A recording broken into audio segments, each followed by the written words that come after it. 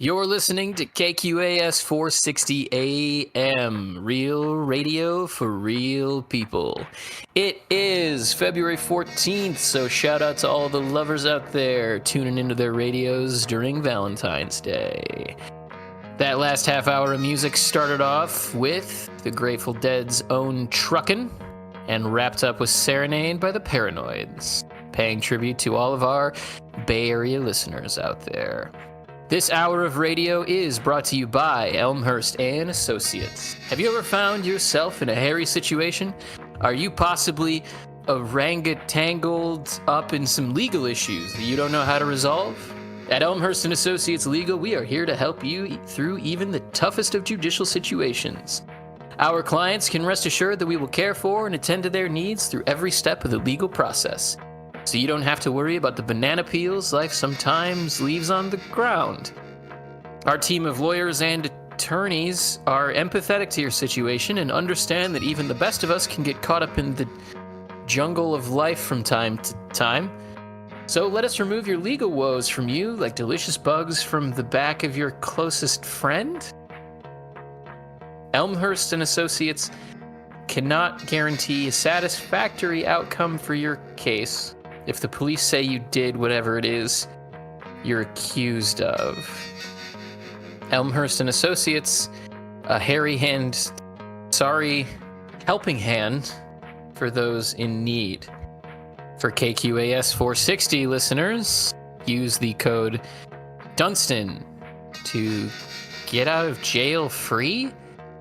Nick, I told you to vet the ad. What is this?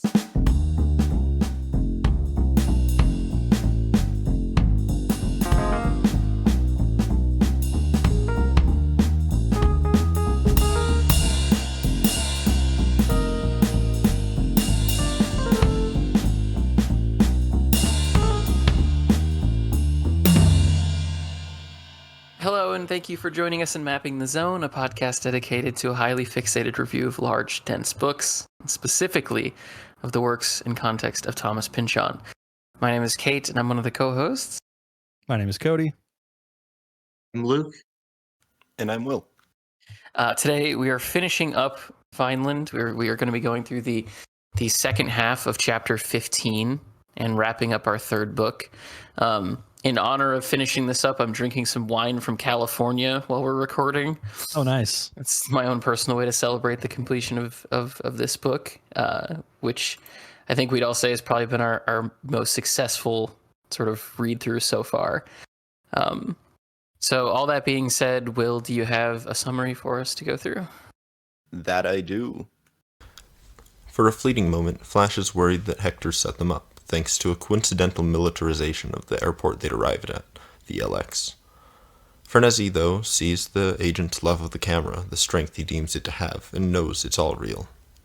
It helped her believe when Justin vouched for his TV viewing skills and dedication. He'd seen them for himself one night watching the Bryant Gumbel story with the man, discussing the subtleties of the medium until Hector left to meet Isaiah 2-4 at the Cucumber Lounge. There, unfortunately, he'd had to sit through Ralph Wavone Jr.'s self-hating Italian stand-up set as the opening act for Billy Barf and the Vomitones. Thankfully, soon enough, the Vomitones are playing I'm a Cop to a grateful crowd, including one Zoid Wheeler in the role of Average Joe. He rendezvous with Isaiah after the show, having realized the lengths he's willing to go to secure his home that he'd spent so many years keeping and maintaining.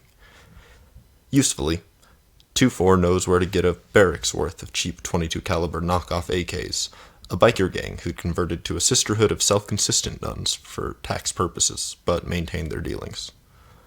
Zoid puts off any hard agreements until he has the time to consult with his distinctly furry and upbeat pro bono attorney, Elmhurst.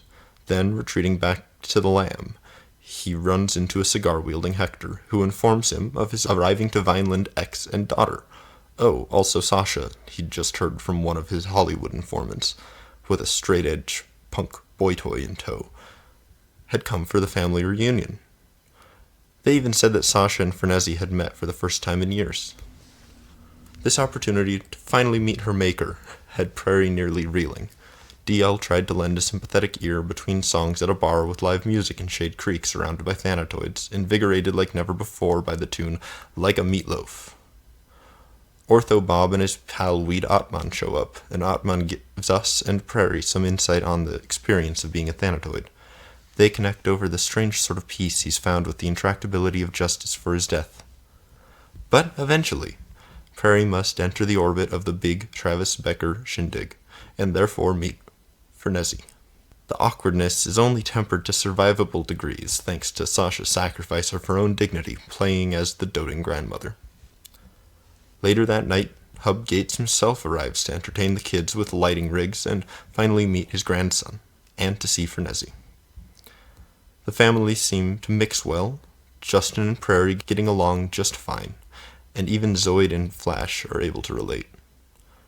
Flash suggests cutting off the head of the serpent, so to speak, but that line of thinking is trampled with Prairie's arrival and news of meeting her mom. She teases them with something they apparently don't get before wandering off into the woods for a nap. There in a clearing, she's woken by the helicopter carrying a ladder holding who but Brock Vond himself.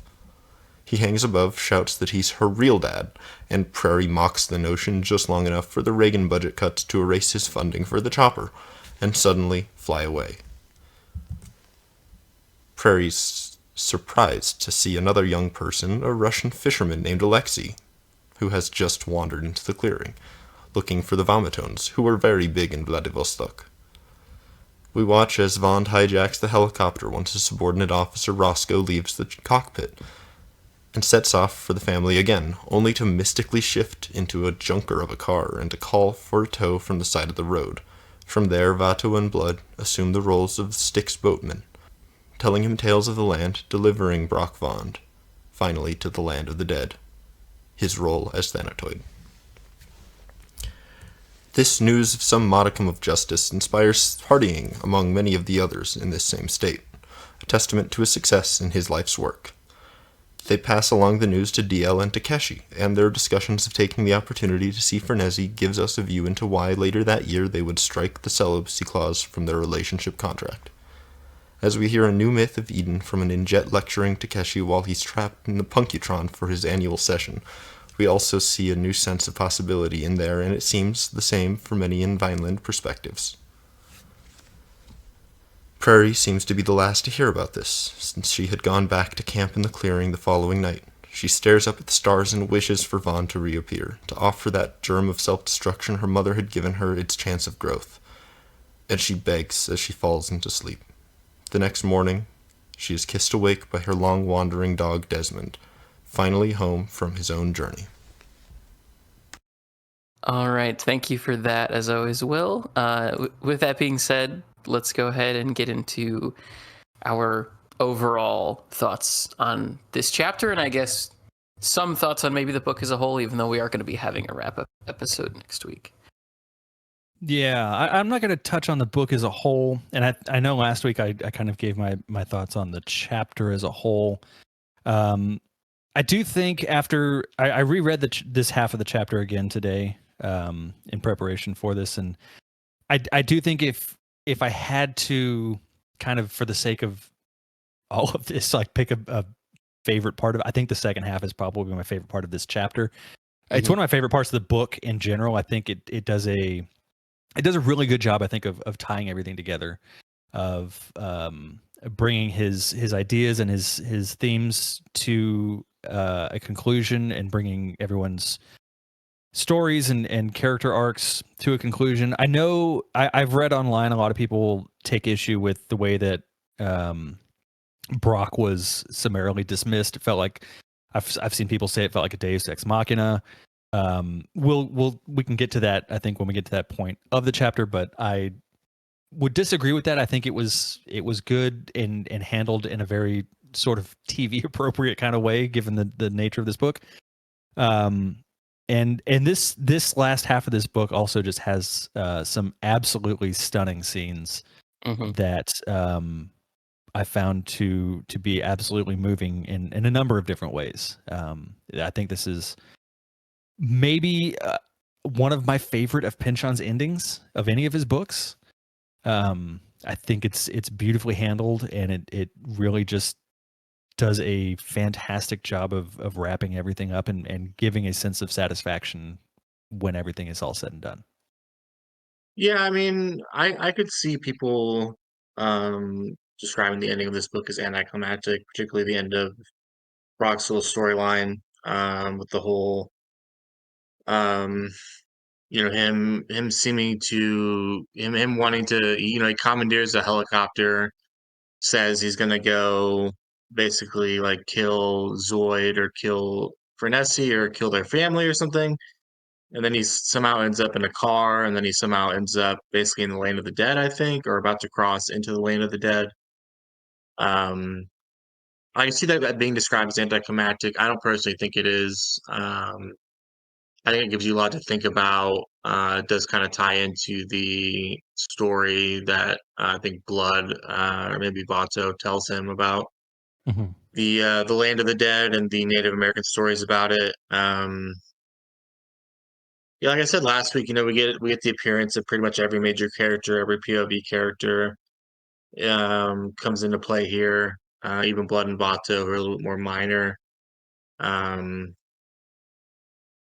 there's lots to like here. Trying to think. I had a little bit more to say, but I'm kind of blanking on it. Um, yeah, I mean, I don't, there's other parts of it that could be read as anticlimactic. I mean, Prairie meeting Frenessy for the first time. We don't really get a lot about that. What we do get is kind of Sasha taking over the scene and seemingly kind of infantilizing Prairie. I don't think we get any dialogue between Prairie and Frenessy. I could be wrong about that.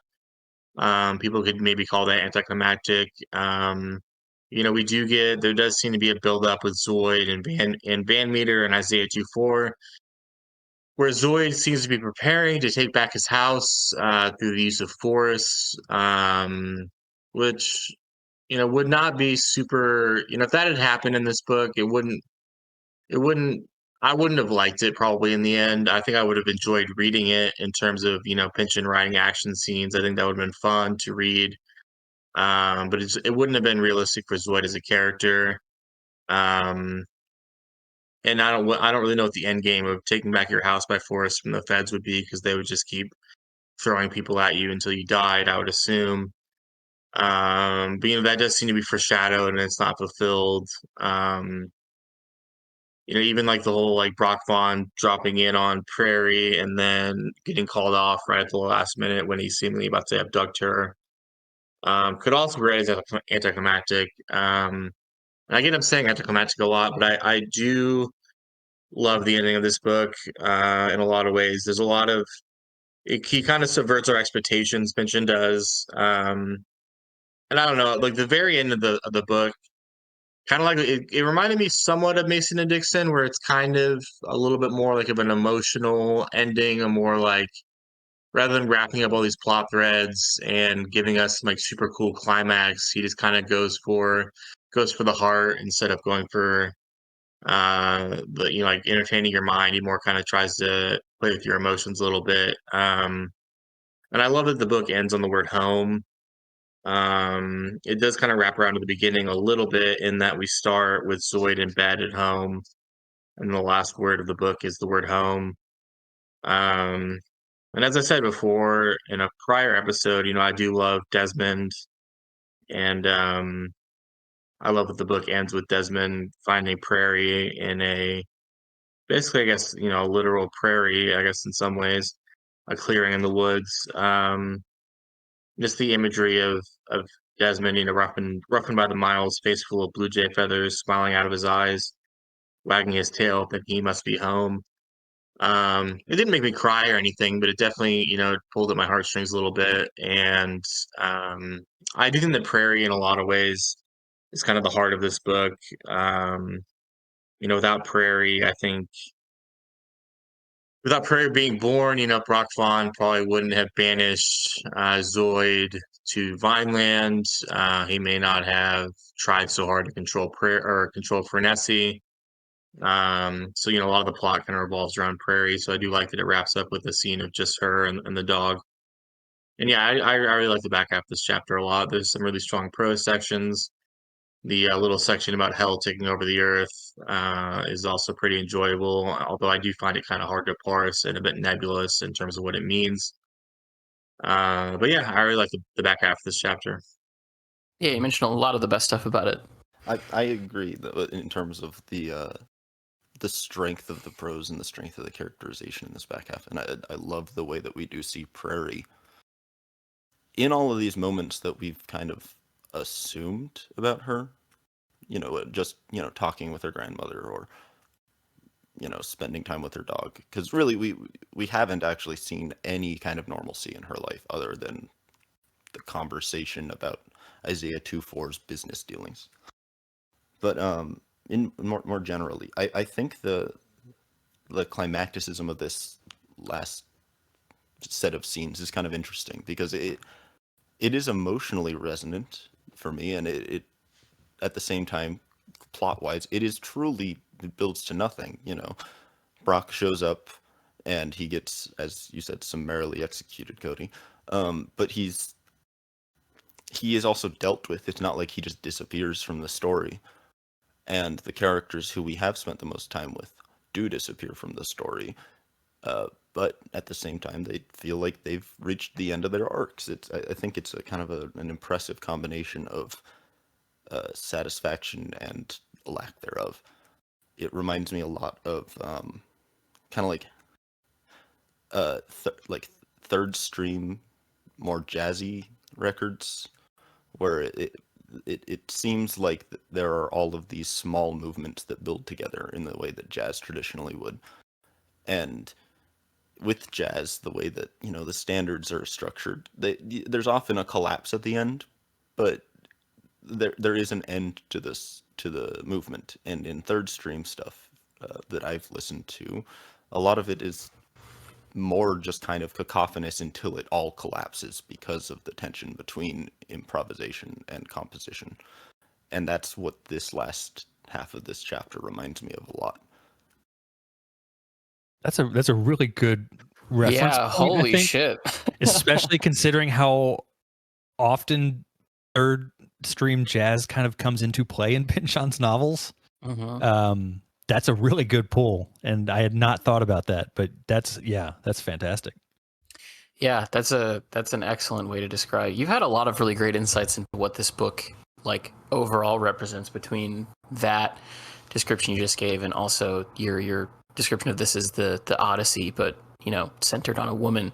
So thank you for that. And yeah, I mean, this has been an amazing book to read, and like the second half of this chapter, there are a lot of really excellent standout moments to it, and I love the way that it builds and separates and sort of reconstitutes until finally you kind of have this completion to everything with the last scene, and especially what the last scene represents from a standpoint of Prairie, I guess I'll say, breaking the cycle. There was several moments during this chapter that I cried. I don't think I would normally cry this much when reading a book, but like the degree to which we've gotten into these characters and talked about them over the last, what is this, like week 16 or something of the show, has built a real attachment between them and me in my head, I think, in a way that is exactly normal. And it's a big, testament to Pynchon's character writing that he's able to achieve connections like that. And especially when in a lot of cases, it's just two characters talking to one another, but he's built such a weight of history with everybody over the course of the 300 pages that this book represents. I mean, when you have Weed and Prairie sitting down at that party, Jesus, and their conversation back and forth, it is almost as if there is a physical weight that you feel on your shoulders of everything there. And especially when it comes to the reunion between Furnessy and Prairie, just like the way that Pynchon handles that is so beautiful in not giving us any dialogue. Just like, you don't need to know. You don't need to know what they would say to each other. It doesn't matter anyway. Yeah. It's such a beautiful conclusion to this book. And like, if I didn't have so many other things to be reading, I'm pretty sure I would have a serious book depression after completing this one. Oh yeah. This is a book hangover situation. Yeah, for sure. Yeah, to the extreme. And at the same time, it does also fill me with a god awful rage that this book has the opinions that it has levied at it so often. Yeah. But yeah, I could probably talk just single stream of consciousness for the next hour on my own. So I'll cut my thoughts off there as we get into the actual details of the chapter itself. We open up on another night in Vineland where the Vomitones are playing. And after their show is over, it's Van Meter's house, I believe, that they all go back to. And I do love that at the show that they were at previously, you have the note in here, Cody, that says Ralph Wavone Jr. needs to stay far away from comedy. That was a painful set of jokes to read through. Oh man, it's so hard to read. Bad comedy is just something to behold, and I think it's a testament to his writing when we know how funny Pynchon legitimately can be. Yeah, but to be able to write intentionally bad jokes is something that needs to be appreciated. Well, I think Ralph's comedic timing is also off. He uses punctuation to kind of show that he's not confident enough, and that has no idea what he's throwing doing. He's throwing all these extra words in there, and yeah, it is pretty cringy.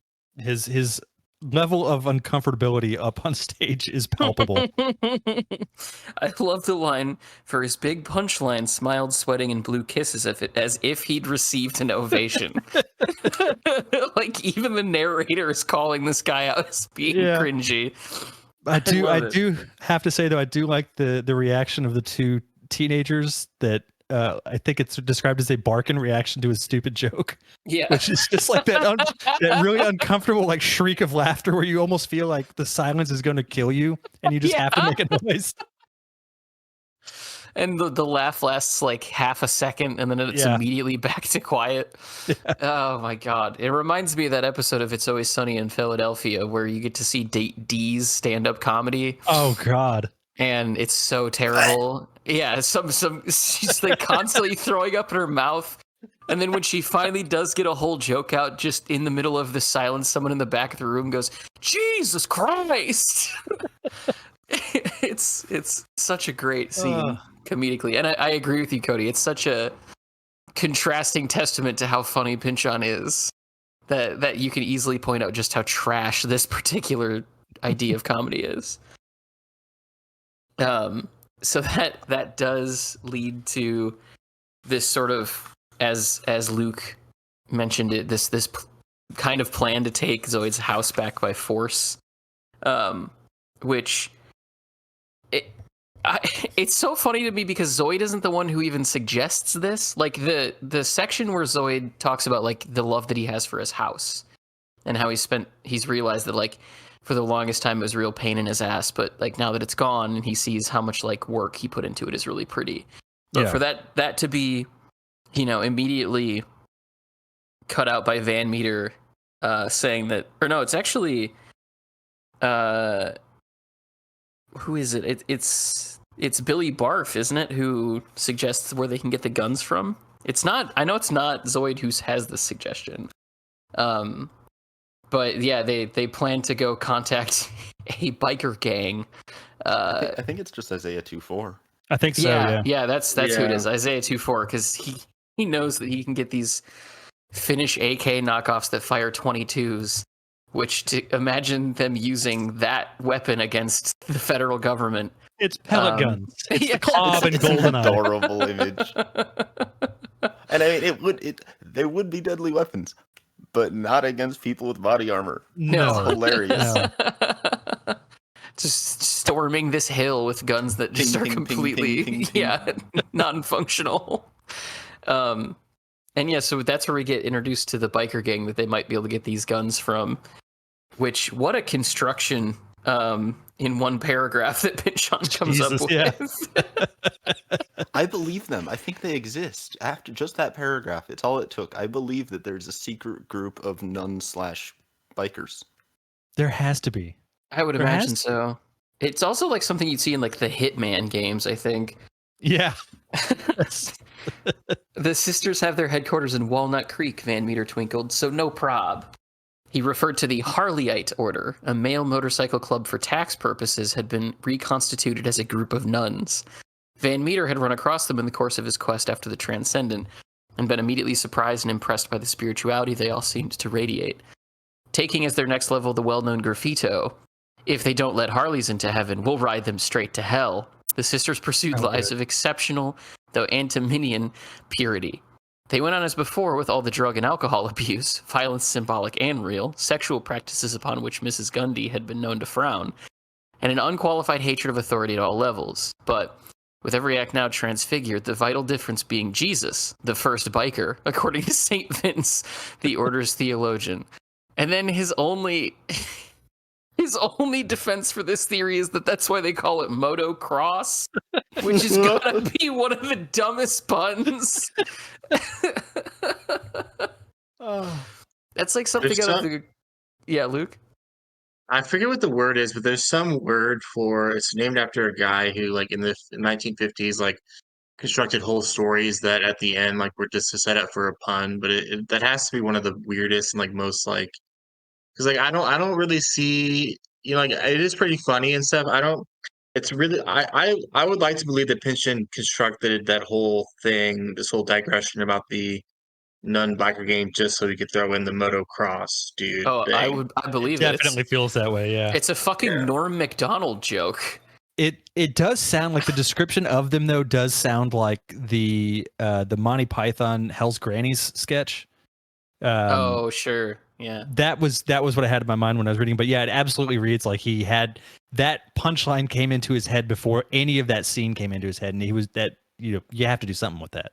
Mm-hmm. So have either of you read anything by Christopher Moore? He's this satire novelist. No, I've meant to, but I haven't.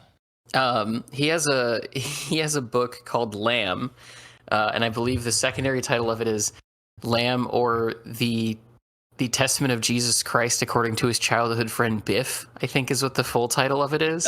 Nice. And it's basically, Jesus' childhood bestie telling the story from the Bible from his perspective. And there's this like long digression, I want to say, in the middle third of it, where he talks about how Jesus Christ was also a really good martial artist and he invented judo.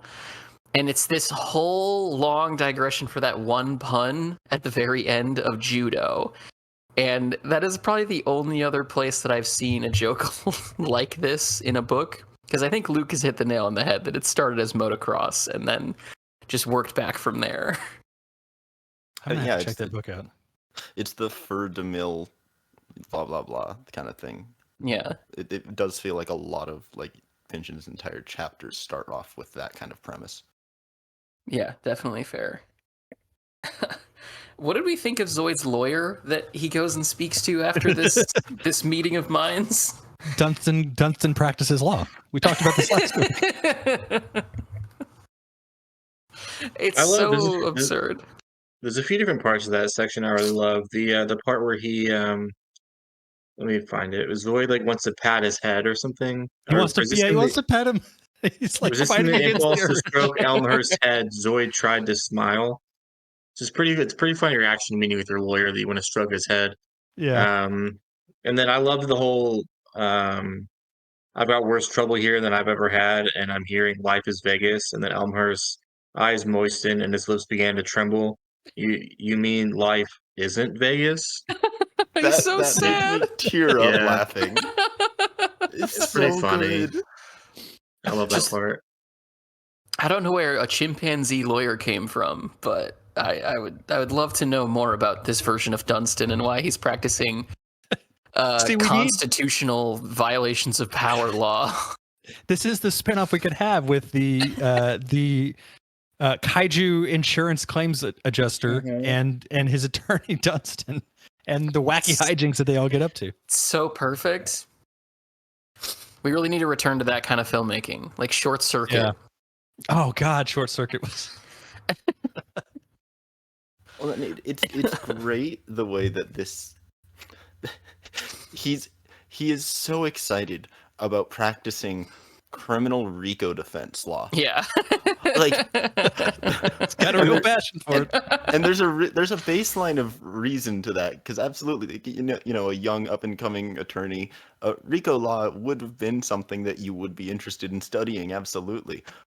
But the idea of him just being so gung ho about it's like those. I mean, at this point, I imagine it has a page on TV Tropes. I don't know what it would be called. The public defender who just got out of law school, who's all in on every case, but he's just incompetent. It's like that taken to the next extreme. Yeah, that's a good description of it. So true. Yeah. He's so excited he's willing to comp the entire thing just so that he can learn what it's going to be like. It's a level of exuberance that I don't think I've ever had for any job I've ever had. Yeah. And it's in the face of, what do you mean? Wait, growing marijuana? There wasn't anything growing. Yeah, but they said it was growing, so it's definitely growing. Who are they going to believe? And yet he's still chipper. He's all in. Yeah. Even though that's the attitude he has. Fight. The first time that I read it, I really thought that maybe he was being sarcastic, and then the second time through, it came more across to me as he just genuinely believes that there's no reason for cops to lie. Like he's just that incompetent about all of this. Yep. That he's like, well, you definitely did, because there's no reason a cop would lie. I said you were.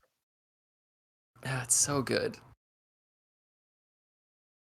As a last note on like these two scenes back to back, I do think it's interesting that this is like kind of like an after show, just like hangout at Van Meter's house, and they're probably just like drinking, probably smoking. Like the idea to like do an armed insurrection against the government being suggested by this old hippie as a joke in with like with his friends. I think that's like what the intent was. And then you have Isaiah 2:4 over there, who's just like still so angry, as we've covered the like cultural differences in the first chapter, and he's like, well, fuck yeah, I can go get some AK-47s and we can like get this done. Well, that's the thing. I think that's a good point to make, because it does highlight the difference between those two generations of, you know, the 60s was all about like big ideas, but little to no follow-up on them. And the 80s was like, fuck yeah, let's do this. Let's go right now. Yeah, it's one of those moments, because with what Luke said in his recap of just like, it doesn't really make sense for Zoid to try and, you know, do an armed insurrection to get his house back. No, it doesn't. But it does make sense that Isaiah 2:4 be that into that concept. It makes sense for Zoid to talk it out, but that's going to be the extent of his action. Yeah, absolutely it is. So from there, we figure out about the arrival of Zoid's mother-in-law showing up out of the blue after having quite a road trip over, I guess is the way that I'll put it. Does anyone have any thoughts on Tex Wiener or Sasha? Or Derek, the metal-loving Nazi? So I thought that it was possible that he was a skinhead in the like traditional term of skinhead. That was what my thought was, but it could be just a straight-up Nazi skinhead who likes metal. Yeah, that's the thing. It's not clearly stated enough, and he doesn't have enough screen time essentially to make a judgment on it. I mean, he is English, so you know he's definitely part of the punk scene, and the punk scene definitely did adopt a lot of that iconography that the Nazis had in a weird attempt to subvert it all, but not exactly successful. Didn't exactly, yeah. And then Tex Wiener's just a fucking great name. And I love the idea of her, I guess, fetish for authority extending so far as to include this absurd jumpsuit with racing stripes, flames, and a shoulder patch. He's dressed like Evel Knievel. Tex Wiener, École de Pilotage. As though it's just so hot. A man in uniform. Do you want to describe what that means in French for our non-French speaking listeners? It means Tex Wiener College of Piloting. Which adds to the Evel Knievel element, I think, a little bit. It really does. Yeah. Just any uniform. You get a shoulder patch on there, and anyone in the Gates family is going to be real into it. Yeah, at least you can excuse Derek as a fling. It seems like Sasha and Tex had something going for a while, though. Yeah, she just Oh, for abandoned sure. him in the middle of the drive over. Yeah. And then the first person she ran into was a skinhead. Which I guess underneath a certain light could be a uniform of some kind. Yeah, that's true. If we want to go back to SLC punk, there's a line in Oh there my about how God. dressing like a punk is just wearing a different kind of uniform. Oh, that's a good movie. It's a good movie. Everyone should watch SLC punk if they haven't already. Matt Lillard, good stuff. And wasn't one of the American Pie guys in that movie too? Oh, were they? And then also which one did like all the Muppets movies in the mid 2010s? Jason Segel. Wasn't Jason Segel also in SLC Jason Punk? Segel wasn't it. Christopher McDonald was in it. I forgot about that. Devin Sawa. Jesus Christ. Yeah. What happened to him? It's a real heavy hitters for the 90s right there. Yeah. It is a legitimately good film, though. Go if you haven't watched it, go watch it. Yeah. So from there, we transition to Fernessi's reintroduction to her mother. And we don't know how long it's been, but it seems we can pretty clearly presume that not since she ran away with Brock. What did we think about this scene? I loved this scene personally. I did too. I think the most standout part of it for me, and the part that I reread the most, was the dream that Sasha had. Yeah. I thought that was just a beautifully written paragraph that was really telling of the relationship between those two. Mm-hmm. With describing Fernessi as a melon that I have to go back and look at the actual text here, but a certain time each month, just at the full moon, she would be able, by the terms of the spell, to open her eyes and see the moon, the light, the world. But each time, in some unexplained despair, would only cast her gaze down and to the side, away, and close her eyes again. And for another cycle, she could not be rescued. I think that sentence right there just absolutely encapsulates Fernessi and the cyclical nature of her awful decision making absolutely perfectly. Yeah, agreed. Does anyone else have any thoughts on that dream? Well, the whole image of a grandmother on her knees kissing a melon. When you say it simply, it's quite silly. It's absurd, yeah. But it is very peaceful and lovely. Just nice. Mm-hmm. It is. Yeah, and I love that they dance, almost as if Fernessi from Dancing with Hector, like something within her realizes how pure of a display of emotions that could be, or something like that. And so I just love that. All of the reunions between these characters that you would assume would have some kind of ill will towards one another is just the way that Pynchon handles it. Just from a standpoint of, sometimes there are people in your life that, like, if you want to be mad at them, you just, and oftentimes that is people that you're, in families with. Yeah, it's so beautiful. That brings us to the kind of precursor to the Travis Becker reunion. The Thanatoids are listening to music some more. And this time they're listening to music by the Holocaust Pixel, which the skinhead was here to go see. Not building a good case that he's not a racist. It's subversion, thank you. Yeah. Yes, yeah, absolutely. The Meatloaf song. There's a lot of songs in this book. The Meatloaf thing.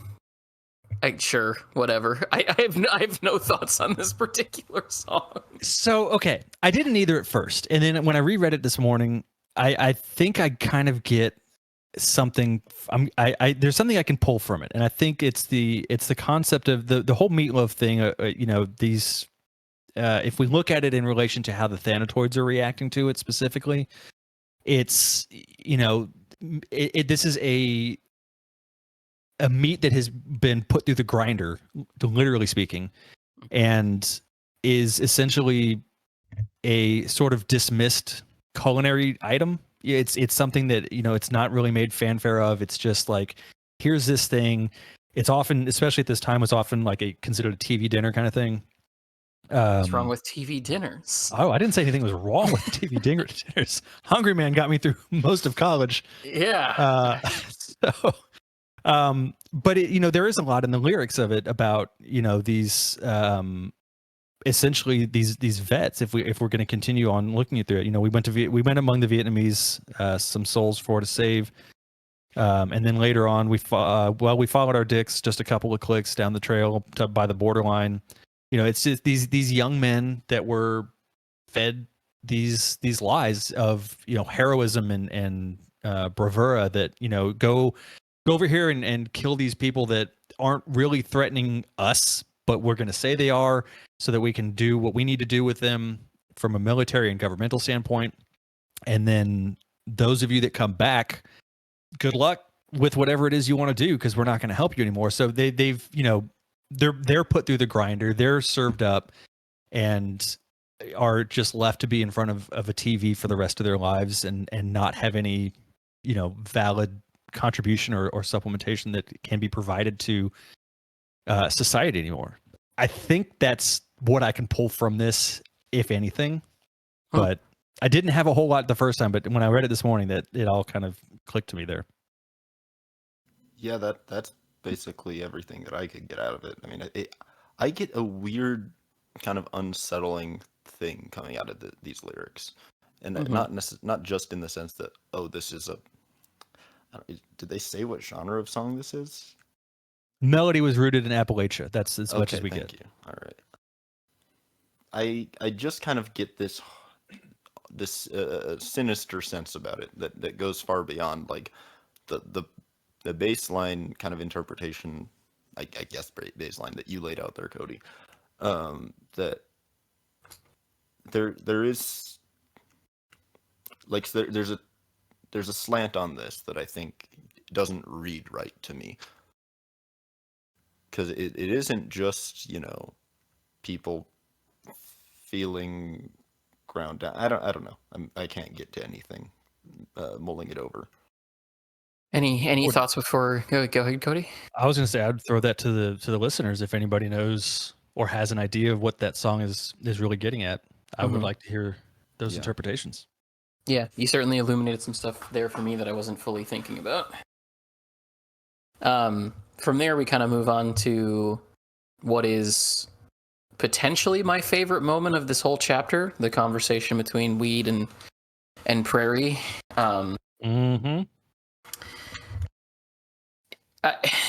Does anyone else have any thoughts that they want to start with on this? Because I feel like I could talk for a while. I mean, I think this is probably my favorite section of this chapter too. Yeah. It's a lot of emotions at the same time. And I came away like, this is a section that I like when I reread this morning, I had to set the book down for a little bit just to kind of like process all of it. It's heartbreaking and it's illuminating, and it's I mean, yeah, I don't even know where to start, honestly. Like, yeah, well, it's such a and I messaged you earlier, Cody, that this part of the book had me crying in a fucking laundromat this morning when I was doing my laundry. It's such a perfect way to reconcile these two generations of people and the very real trauma that was inflicted from one to the other. Like, the fact that you have, because Weed's the only person that we get the full context of his karmic debt that he's owed, right? He's the only one that we go through this whole story with, and we spend 150 pages reading about it and how it also set Fernessi on the path that she's at with this book. And it's such a heavy karmic debt to be repaid. And the fact that Weed is simply looking to have some kind of love repaid into his life rather than seeking retribution from Fernessi, which we assume he could have gotten at any time, given what happens to Brock by the end of this chapter. And then instead he focuses on what the daughter of the woman who caused his death can be to him from a relationship standpoint, from a friendship standpoint. It's such a gentle sort of reconciliation that it's hard not to get heavily emotional after reading it. And this idea that Weed could have been reborn as Prairie is interesting enough on its own, but we can assume that he probably also had an opportunity to be reborn as anything, but instead either it's unclear what the Thanatos look like. Like maybe the body he's in is what he was reborn as, but he's still calling himself Weed Atman, or maybe he's some sort of ghostly figure. But the idea that instead of being reborn as Prairie or being reborn as another spirit, he just decided to continue on as a Thanatoid and just looks for connection or community or, a different form of reconciliation rather than just getting retribution on the people who wronged him. And the ultimate retribution would fucking be that he was reborn as Fernessi's child. Like, yeah, that would have been huge for his ability to kind of get those karmic chits back. And the way that it all just ends up getting summed up is incredible. Yeah, but Weed only shrugged. The condition I'm in, not much. As a Thanatoid, one's reduced to hanging around monitoring the situation, trying to nudge if you don't think it's moving along fast enough, but basically helpless. And if you give in to it, is depressed too. But if I'm the payback, if your account is zeroed at last, it'll depend a lot upon who you've turned out to be and the karmic chits you've been accumulating. It's a little complicated. Easier since Takeshi computerized, still a danger of collapsing into a single issue, turning into your case, obsessed with those who've wronged you, with their continuing exemption from punishment. Sometimes I lose it, sure, and go out in the night, malevolent, mean, and I find your mom and mess with her. She cries, she gets into fights with her husband. So what, I figure. It isn't even the interest on what she owes me, but lately I've just been letting her be, figuring maybe forget, but never forgive. I dream. Thanatoids dream, though not always when we think we do. I'm inside a moving train that exists someplace, whether I dream it or not, because I keep going back to it, joining it on its journey. I'm conscious, laid out horizontal on some bed of ice, attended by two companions who keep trying one stop after another to find a local coroner willing to perform an autopsy on me and reveal to the world at last my murder, my murderers. I can never make out the faces of these other two, though they come and sit with me now and again. It's always cold, always night. If there's a daytime, maybe I sleep through it, I don't know. Out riding on steel too many years, every jurisdiction we come rolling into well notified in advance. Each time men in hats carrying weapons, standing on the platform waving us on, who only want to swear they never saw us. In the face of this devotion of my two remembrancers, town to town, year after year, it's extraordinary. They live on club car coffee, cigarettes, and snack food, play a lot of bid whist, and argue like theologians over Brock's motives in wanting me. You'd have to say iced. It was all for love, says one, and bullshit, the other replies. It was political. A rebel cop with his own deeply personal agenda, only following the orders of a repressive regime based on death, and so forth. I hear them late in rhythmic dark hours, the last of my honor guard, faithful to the last depot and the last turn down. And then the fact that he goes on to talk about his parents, like just after that, and how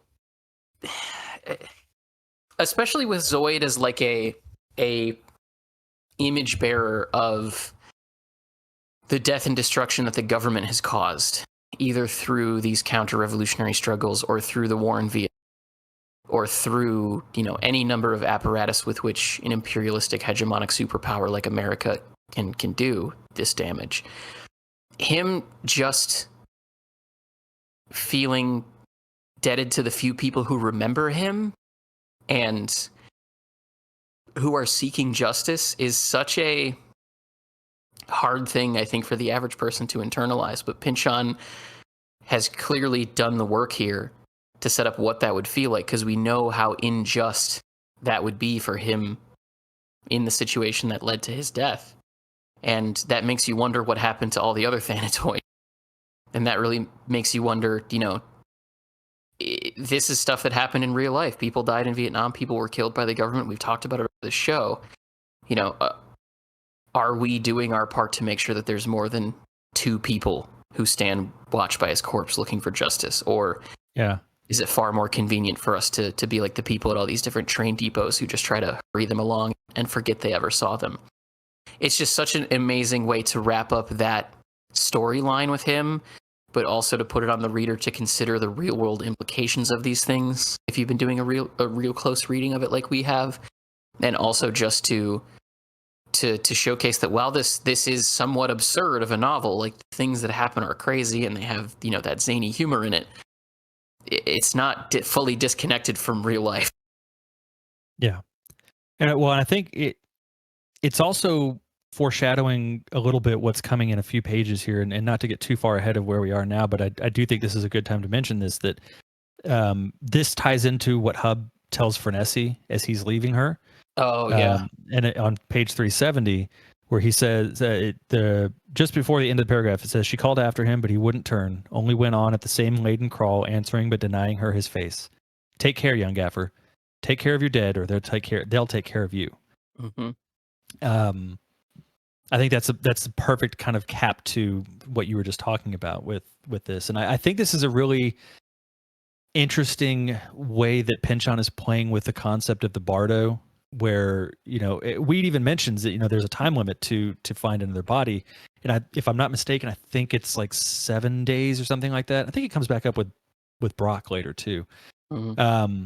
But the fact that he's stayed by his own choice is a really interesting and telling. And I think, if we kind of zoom out on this scene, it's more than just a conversation between Weed and Prairie. It's, a conversation, as you mentioned at the beginning of your discussion on this, it's a conversation between two different generations, and these two generations that we've been in conversation with throughout this whole book, where, Weed is recognizing the faults that his generation made and that he made, and he seems to kind of have an obligation of writing that, or maybe feels that by coming back and by taking a new body, he would be doing it a disservice and not allowing the next generation to truly have their own voice and their own way of guiding their own future. And it's kind of a parental thing of, you try to let your kids learn from the mistakes that you made, but also make their own mistakes and learn from those as well. Mm-hmm. And yeah, this that whole section you read out is absolutely beautiful. I'd like to just kind of close that out by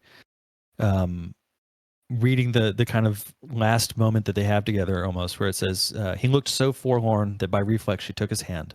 He flinched at her touch, and she was surprised not at the coldness of the hand, but at how light it was, nearly weightless. Would you mind if I came and visited now and then, at night? And then it goes on a little bit longer. I don't want to read that whole thing, but it's such a beautiful kind of final moment between the two. And that's the part that really killed me, was that part right there, when she felt his hand, and just the emptiness that was there is fucking harsh. It's so. This is one of my favorite Pynchon scenes in any of his books, bar none. Like, this absolutely beautiful writing, and it does so much in just a few pages. It's insane. Yeah, and just that simple offer, just is it okay if I come see you? Yeah. Oh, Jesus, I'm crying again. So hopefully this will help. Barreling past all this frivolous character work, let's talk about the metaphysics of Thanatoids. I find this conversation really strange, because throughout this book we've gotten a very fragmentary and kind of mosaic definition of what a Thanatoid is, from various characters' perspectives, from Weed Atman, from Furnessy being on the edge of it, kind of near the middle of the book, to various characters. We get all these different perspectives, And what we have at the very beginning is this weird moment of Weed Atman actually kind of being aware of it himself and saying, I just didn't get my shit together and decide in time, and then the window closed and I was stuck here. And that's like you said, Cody, it's a decision of its own. But it's an interesting wrinkle, because what that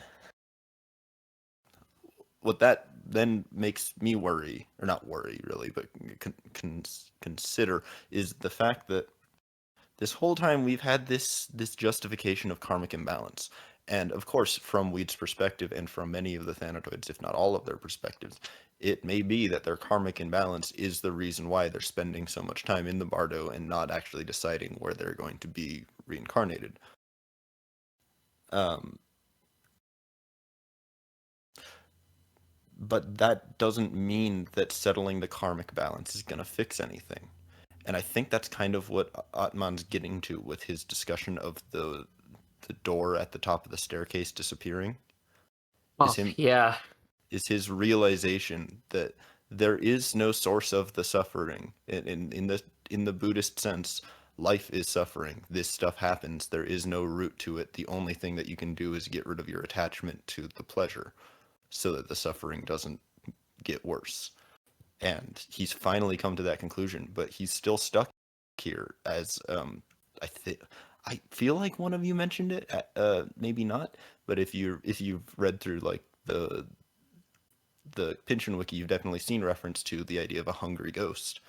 And that's exactly what the Thanatoids are, especially framed this way, is a spirit that was human or some other spirit that was going through life and was so wronged or has wronged the world or themselves in such a way that they are cursed to spend an indeterminate amount of time left on Earth, just in some cases eating, in some cases wailing, in some cases doing various epitomes of their injustices, whether they've done them or it's been done to them. And here we have a hungry ghost who's still there, despite having come to the conclusion of the lesson he had to learn. And so is this hopeful? Is this Weed Atman being so wronged, being so left behind, and being so neglected even by himself in the Bardo? Is this him coming to his senses, realizing the sources of his pain and being able to transcend them even as this cursed spirit? Or is this just somebody who's trapped? Mm-hmm. Yeah, I think I came away with the interpretation that he understands that there's no central source to it, like the Buddhist perspective. And that quote about the stairway and how there's no light beyond it. It's just sort of how these things are. Is another part of it that really emotionally affected me through this whole portion. And I think you've explained it in a way that I can't really add anything else to. You did a great job. Do we have anything else that we wanted to mention between Prairie and Weed before we move on to Fernessy and Prairie's reunion? Well, I just wanted to see what how y'all interpreted in fact they were soon to become an item around Shade Creek. Is it just they're walking around talking a lot? Because that's really all the specifics we get, which, I think in some cases people would call that an item. Yeah, I think that it's sort of like how you might see the same like granddaughter spending time with their grandfather, or like the same person who like goes and visits old people at like an old folks home. Like a Ghost World situation. Yeah, that's sort of the way that I took it. It's just item in the sense that it wasn't uncommon for you to see one with the other, rather than it being anything more than that. The secrets of Pachinko are a very much kind of the thing that you would share between generations in that sort of a relationship. So I think you're right. It's just a strange way to put it, given the sandwiching context. Yeah, no, that's fair. So what did we think of the eventual? First of all, another great example of Pynchon being able to god damn, did that description of them doing barbecue with the squirt guns of barbecue sauce And carving up meat with a chainsaw. Yeah, did that just make me want to have some? Like, holy cow. Yeah. I think Pinchon really likes barbecue because there's 2 barbecue references in this book. Yeah, well, I don't know. It seems as though he only likes to comment likes, which potentially includes pizza, unfortunately. But yeah, absolutely delicious description, and that begins sort of the reunion we have for Nessie and Prairie eventually actually meeting one another. What did we think about this section? I think Luke mentioned at the beginning you didn't like it, or maybe I'm misquoting you there, but it seemed like you weren't really as receptive of it as I guess I was kind of confused why Sasha dominates the scene. It does seem like Sasha kind of infantilizes Prairie, and I don't know how it didn't necessarily read as super characteristic for Sasha to infantilize Prairie. I don't know. I mean, I'm not like opposed to this scene. I just kind of felt like it was just kind of odd to me. I think I see where you're coming from, especially with her, like pinching her cheeks and trying to goad her into singing the Gilligan's Island theme song.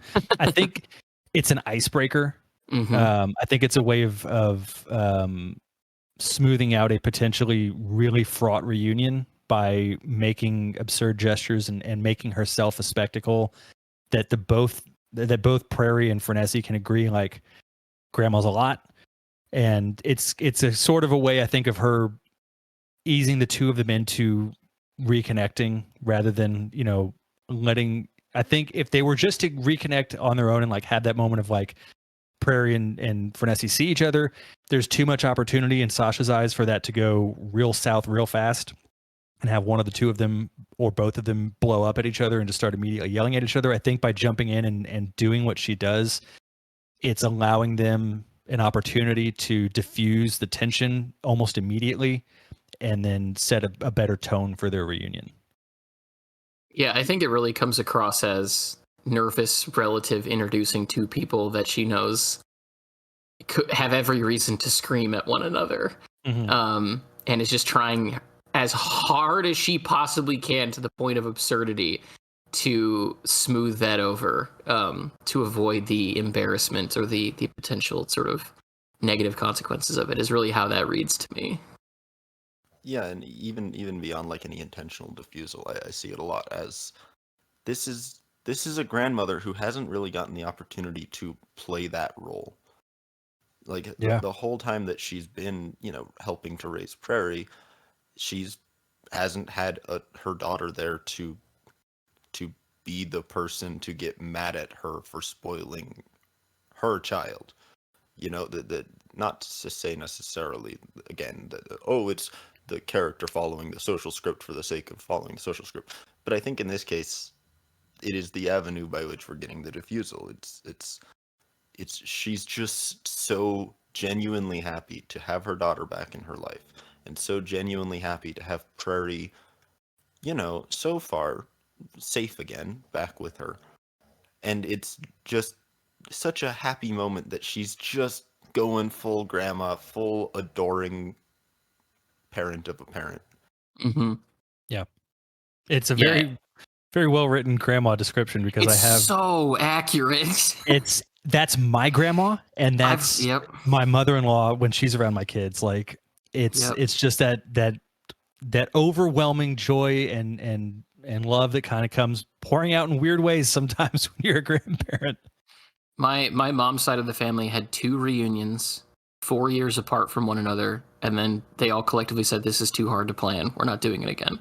And when I went to the first one and basically the second one, I was greeted by a bunch of older women like this who were like, the last time I saw you, hey, and then they just exaggerated, put their hand close to the floor, and it's the exact same thing. Like this is a person that Pinchon knows deeply and has decided to put her into a book very, very clearly. And it might even be on a kind of a more psychoanalytic read of the scene. You know, it might be an indication of the last time that Sasha saw Frenzy. It's very Yeah. straightforward, like reversion kind of thing. Very true. Yeah. Does someone want to read out, or do we have any thoughts on that before? As far as like I kind of already said it in the beginning, but as far as the fact that we don't get any direct dialogue between the two of them, I think that that's a great choice made by Pynchon. I don't think he could write anything there that would somehow match expectations or, deliver what it is that the reader may be hoping would be delivered there. And that instead, this is a private conversation between a mom and her daughter, and it's not necessary for you to know what's said. It's like the ending of Lost in Translation. Yeah, that's exactly what I was about to say. It's a moment that we as the audience do not have the right to intrude on. It's between those characters, and it needs to remain that way. And I think you can make whatever you want it to be in your mind. I think Pynchon did us all a service by not letting us see that conversation. Yeah, and especially getting to the part about there being potential anger or anything like that. I think it's also telling that later in the book, I don't remember the exact page, but where it says that no matter how much Frenzy and Prairie talked, the anger that was supposedly earned, or the anger that it was supposedly sort of justified from Prairie, just never came out. Yeah. And I think that shows an illustration of just like, even though Prairie has wondered what would happen if she would have been aborted, and has wondered what would happen, of all of these other negative potential implications, it's still her mom. It's still her mom. And that's somewhat of an inversion of the relationship between Shay and her mom. Her mom always comes down to bail her out of jail no matter what. And in this case, it's the exact opposite, where if it's coming from the daughter, her mom can abandon her and run away with men who don't deserve, and all of that, and still her mom. She can't get over the fact that it's still her mom.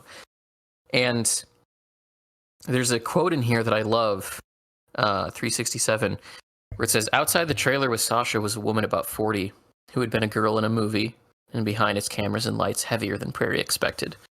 Sun damage in her face here and there, hair much shorter, and to the cognizant eye drastically in need of a styling mousse, though how Prairie could bring the subject up wasn't clear to her." I love this quote because it's also at this point that Pynchon not just shows to Prairie, but also to the reader, Frenzy's just a woman. She's just a middle-aged woman who looks like an average middle-aged woman, and that's all she is. She's been seen as this sort of like avatar of, voracious sexual appetite from men. She's been seen as this massive figure that looms over a lot of people's lives. That was part of the counterculture movement that represents, betrayal and all of that. We have such these huge, big feelings about her through most of the book. And then as soon as these two principal characters meet one another, you realize that it's just somebody's mom. That's all she is. And even though, she made mistakes, and even though things went wrong in the past, that doesn't change the fact that she is not anything more than just a regular woman. And I love that it comes underneath the gaze of Prairie, because going back to the first half of the chapter, when Prairie and Shay meet one another, it describes this sort of like sizing up they do of each other to see if, anyone's lost weight or gained weight, or, who might look better than the other person. And here it's Prairie doing it at the same time. And whereas with Shay, it was a sort of, have we changed at all? Back and forth, this kind of concern. Have we changed? Here, Prairie's doing the exact same visual sort of inspection to realize that it whatever expectation she had, it's not there. That's just a middle-aged woman. That's all it is, and she's no different than any other. So I completely agree that the importance of that passage, because I think a lot of the reason that it's not dissatisfying that we don't see any real communication between Frenzy and Prairie beyond, a little bit of mutual dismissal of Sasha is where we see kind of a flip side of the dangers of mediation that have been talked about throughout this book, whether we're talking about the Thanatoids or whatever. We see them bonding through, Prairie talking to Justin for the first time. We see them bonding through Zoid and Flash, bonding in what seems like the most minimal way they will. Through the interactions with Sasha, we see the way that they come to finally know each other through these other relationships, because there is, like you both said, there is no way to make the actual conversation satisfying. What Pynchon can give us instead, though, is these beautiful moments that show that there is a connection between them. And to not even give Frenesi her name in the moment where she is introduced to this scene is, it is so deflationary, given that she has been the subject of conversation. She and Brock have been the subjects of conversation. And to have Prairie not even consider her as her, just as the person who she actually is in that moment, and then to have all of that tension loom overhead in these wonderfully sweet conversations between Frenesi and Hub, Justin and Prairie. It's masterful. Absolutely is. And also, by the way, a lot of you laughed at me over saying there's a reading where Prairie is Brock's child. After reading through the second half of chapter 15, just saying, there's a lot of potential evidence there, including Brock himself. But we'll get to that later. Yeah. Does someone want to read out the Emerson quote? Because I think it's important for us to include that in particular. I think it is vitally important to this whole book, especially certain characters. I have it right here. And I'll back up a little bit and kind of set the scene here, just to kind of start in the middle of this, because this is a long sentence. Jess and Eula sat together, each year smaller and more transparent, waiting for Jess's annual reading of a passage from Emerson he'd found and memorized years ago, quoted in a jailhouse copy of The Varieties of Religious Experience by William James. Frail as the Vogue of Vineland, in his carrying, pure voice, Jess reminded them, secret retributions are always restoring the level, when disturbed, of the divine justice. It is impossible to tilt the beam. All the tyrants and proprietors and monopolists of the world in vain set their shoulders to heave the bar, settles forevermore the ponderous equator to its line, and man and mote, and star and sun must range to it, or be pulverized by the recoil.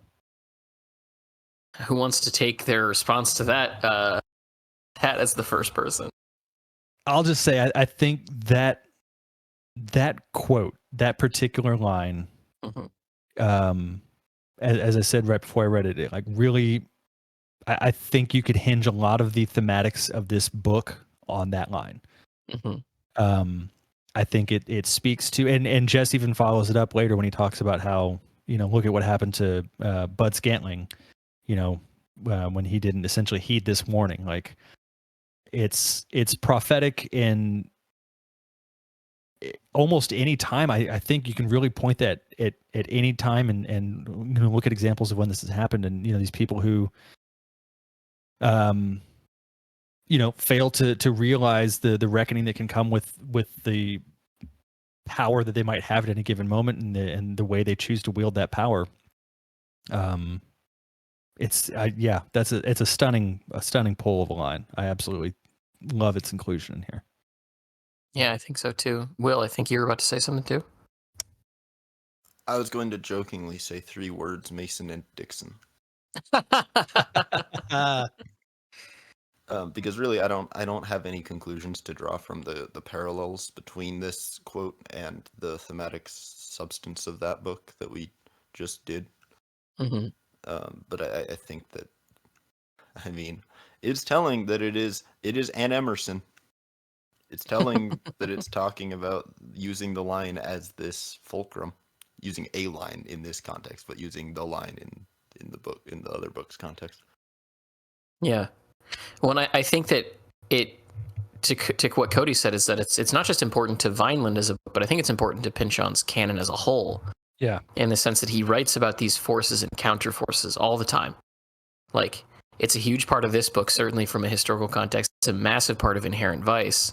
It's as we talked about, in a lot of cases, he writes about these very pivotal in history where things are changing and where the new sort of paradigms are shifting. And often with that, that's being pushed forward by sort of an evil governmental force or an evil sort of capital T, they, whatever that may be. But there's always something else that can come out of that can fight back against it and sort of rebalance these scales of justice, which, of course, gets back to the conversation between Weed and Prairie just a couple pages ago, in that you have this great evil force of the government in the 70s and 80s cracking down on the PR3, cracking down on drugs, all the stuff we've been reading about. And yet, what is ultimately the closest that Weed gets to any kind of cosmic justice for what he does? It's just the actions of a little girl who want to be there for him and wants to help him recover from that. And so you have that little bit of balancing until the next thing comes along and creates something else. I think that in particular, that concept, is present across all of Pynchon's work, personally. It definitely is. And Mason and Dixon, yeah, that's a great example of it as well. And it's huge and against the day. It's big and bleeding edge. It's I'm trying to think if it does that really come into play in V? Maybe not as much. Just the idea of a fulcrum is such an important part of V. Yeah, that's true. Mm-hmm. That's true. Given what the letter V looks like. Hey, now, don't spoil the future discussions. No. Well, we can't cover that book now. It's all over. Look, people talk a lot about Pynchon's books being a little too long, but thankfully, I do think V has a little bit more to it. Yeah, I think so too. It does. Much like Vineland, I think a lot of people just go, "This is his first one." It's unfairly maligned in its own ways, yes. Yeah. It just means 30, you know? That's all it means. That's all it means. So that does bring us to the next dream sequence. A lot of them in the chapter. Yeah.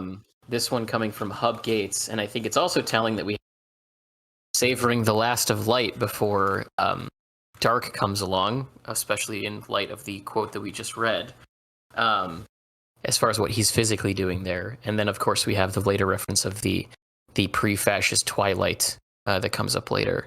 And I think that really speaks a lot to potentially thematically what Hub is in his dream. But what do we think of this chapter, or this section of the chapter? We already kind of talked about the last quote in relation to Weed, but does anyone have any further ideas about Hub's dream? Well, so I think it's Frenesi's dream. It is, yeah. Oh, well, the dream with Hub in it. I think it's... I mean, I see it a lot as just kind of the point of the conversation. The reason that we don't actually get a conversation between Hub and Frenesi is that this dream sums it all up. She doesn't want to leave him behind. She doesn't want to leave any of these people behind. She's just felt like, oh, they're dead. I can't do anything about it. I can't spend time with them. They're dead to me, even if it's not because they wronged her or that she necessarily wronged them so badly. It's just that I've moved past that. It can't happen. And here we have the exact opposite happening. Mm. I have nothing to add to that. Does anyone else? Don't either, other than I love, again, the prose in the dream, all the description of the lights, the arc lights, and the white hot death cold spill. God, it's so beautiful. All of these dream sequences are just so well done. I really want to see the version of Star Trek that he describes just after the stream sequence. Say, Jim. Yeah, like. Yeah, I love this. Justin found his father and Zoid, which I love that Zoid and Flash are just casually hanging out in the back of a pickup watching Say Jim, a half-hour sitcom based on Star Trek, in which all the actors were black except for the communications officer, a freckled white redhead named Lieutenant O'Hara. Whenever Spock came on the bridge, everybody made the Vulcan hand salute and went around high. About the time the show ended, Prairie came by, Zoid and Flash went off looking for beer, and she and Justin settled down semi-brother and sister in front of the 8 o'clock movie Pee Wee Herman and the Robert Musil story. Yeah, You have to read the description of that movie though, because it's so good. It was mostly Pee-wee talking in a foreign accent or sitting around in front of some pieces of paper with some weird-looking marker pen, and the kids' attention kept wandering to each other. And I also love the follow-up of Magnificent Disaster, a TV movie about the 83 NBA. Oh man.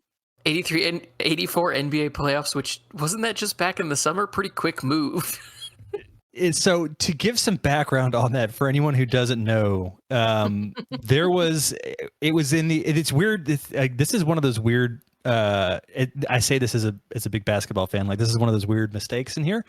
There would not have been an 83-84 NBA playoffs because this is referring to the 1984 finals specifically. There was a game between. So the finals were between the Lakers and the Celtics. One of those games, I think it was game 3 or 4, maybe even 5. I don't remember. It's one of the mid or later games. The AC went out in Boston Garden, and so it got up to like 97 or something like that. It was eclipsed. I know this because in 2014, when the Spurs won the finals, same thing happened here. Game 1 of our series against Miami, the AC went out, and it got hotter than it did in Boston that time. And all of the players from Europe and from South America, I don't understand. It's not a big deal. This is how we play all the time. But that's what it's referring to. They basically, like, a lot of the players ended up on oxygen tanks and had extreme cramps because they weren't used to playing in that kind of condition. It also gives me the vibe that Pinchon does not like Boston. Yeah, I kind of get that feeling. Wonder why. Why would you have that idea? With the follow-up that he has later describing the next part of the movie where they all just start like swearing at one another, and yeah, it's so funny. And it's like even their mothers would be ashamed of them if their mothers weren't also sitting next to them engaging in the same profanity. Oh my god. Yeah, that's so good. I'm glad that there's a real life context. It's really funny. Yeah, thank you for that, because it very illuminating. That's one of those bizarre things that I, as a sports fan, just have held on to for a long time. I think probably just because I experienced it when the Spurs had to deal with it. And I also just love the inclusion of her wanting to babysit her little brother. Like, yeah, it sounds so sweet. Yeah, it is. That it involves a little tickling line. Just so good. You gotta love the movies getting quicker over the years joke, which is the joke is just that movies have gotten more fast paced, but this time they mean it's faster to make. Well, and I mean that also gets back to like how quickly the movie's getting shoved down the pipeline that Hector's making, just because it's commenting on Reagan era politics too. Mm-hmm. Yeah. Mm-hmm. Do we have any thoughts on the conversation between Flash and Zoid? I found this one an interesting inclusion, and I do love that it begins with Zoid like trying to make him feel comfortable by walking over and political family, huh? Like, for sure.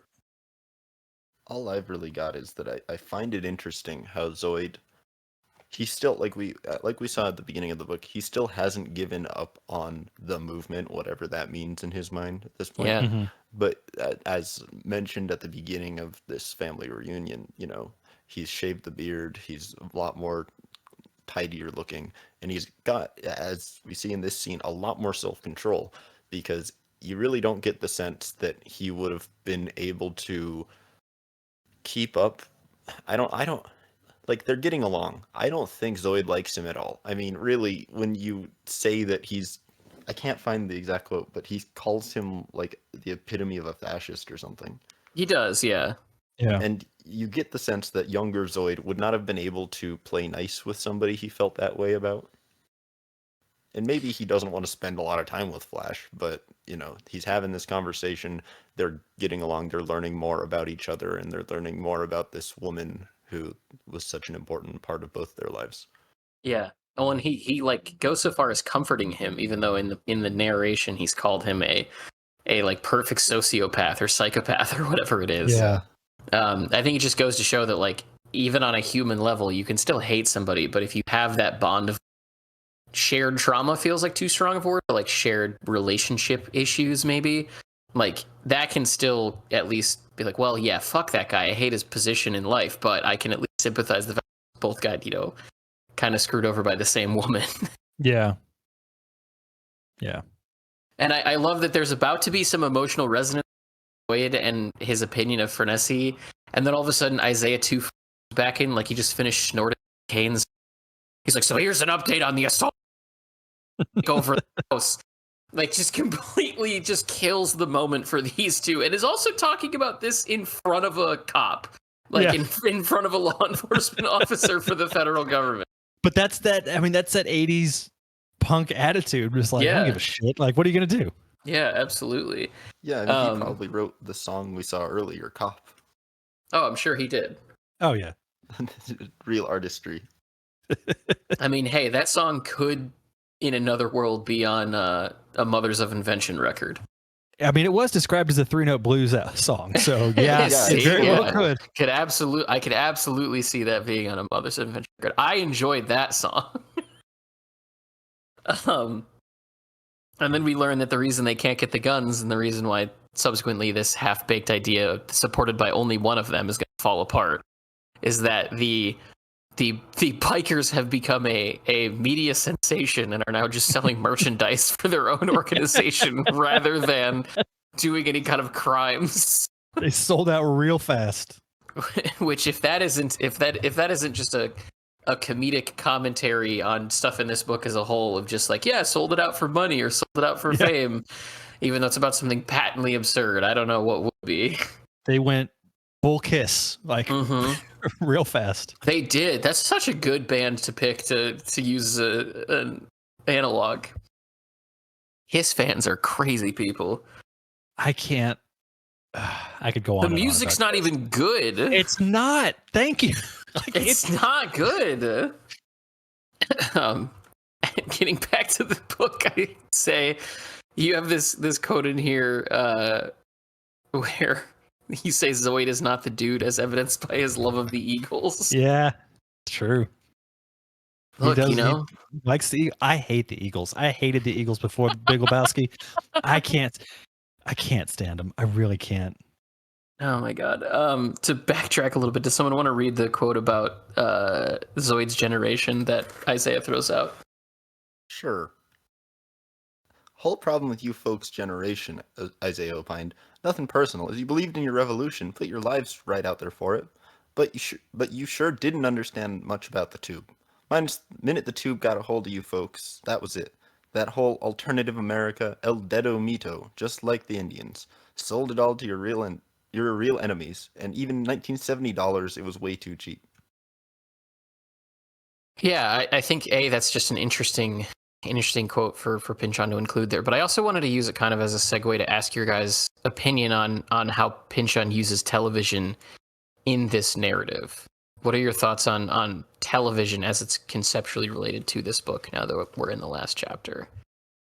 Well, I mean, we've talked endlessly throughout this book discussion about not just how this book is structured in a sort of TV kind of manner, but how it is also playing with the impact that TV had on society. And again, this goes back to what we talked about with Mason and Dixon. We talked about, you mentioned earlier, Kate, about Pynchon is almost always setting his stories in these times of a shifting zeitgeist. And in the 60s is when you had the ubiquity of television finally kind of coming full force. Like at that point, that was kind of the turning point when almost every house in America had a TV. Prior to that, it was still somewhat of an expensive thing, and really, a lot of middle and lower class families couldn't really afford to have one. By the 60s, they had gotten cheaper. Not only that, but that's when you really started having live news becoming a thing. And the programming had shifted in such a way that it wasn't really just these wholesome, family stories like Leave It to Beaver and the Andy Griffith Show and all that. They were starting to take a little bit more chances in their storytelling. And then in the 80s, you had, kind of almost like a a redux of the same thing. Like TV was even more, we went from just every family having a TV in their house to now we have like 2 TVs in every house, or, the kids have a TV in their room and the parents have a TV in their room and there's a TV in the living room. That there was a screen somewhere always on, and it had become more of a driving force. Like more people were using TV to escape, their day to day, to come home, and that was their way of de-stressing. Was you would just come home and put on the whatever show was your thing, and again, this is where again more shows were kind of starting to take chances, but at the same time we're seeing the influence of government starting to come in and kind of put itself into a lot of these shows. When you had these PSAs that were really prevalent, all the anti-drug stuff that was cropping up on there, and the government realized hey, we can use this as a really powerful tool to send whatever message we want, and we can manipulate how people are interpreting what's happening in such a way that we're always in control of that narrative. So we can demonize, we can demonize whatever we want, and we can do this and that. And at the same time, I think in spite of all of that, I do think Pynchon sees that there is an inherent sort of I don't want to say evil, but TV can be a really, really powerful distraction for the people who want it to be that. However, there can be genuinely good stories told in that medium. And I think that may be part of the reason that this book is kind of structured in that way. But I think overall, what he's getting at with this book specifically is that we as a culture, as a society at this point in the 80s and in the 60s too, had really come to the point where we were almost dependent on TV. And I think that's what the whole Hector subplot was, was this, it's kind of silly to look at this guy's getting addicted to TV, but that kind of thing genuinely was happening. Like you would have parents that was it. They would just come, either they were stuck in front of the TV and their kids were off doing whatever and they had no idea, or it was just put the kids in front of the TV so we don't have to worry about them and the TV can kind of take care of all that. So it's this really interesting medium that is grossly misused way too often, that has the potential to do some really good stuff. Film can tell great stories. TV can tell great stories. Some of my favorite narrative stories are TV shows. But at the same time, look at where TV is now with, now that it's expanded into streaming and all that, like the amount of content that is out there and how much of it is quantifiably good, or is even telling a story at this point,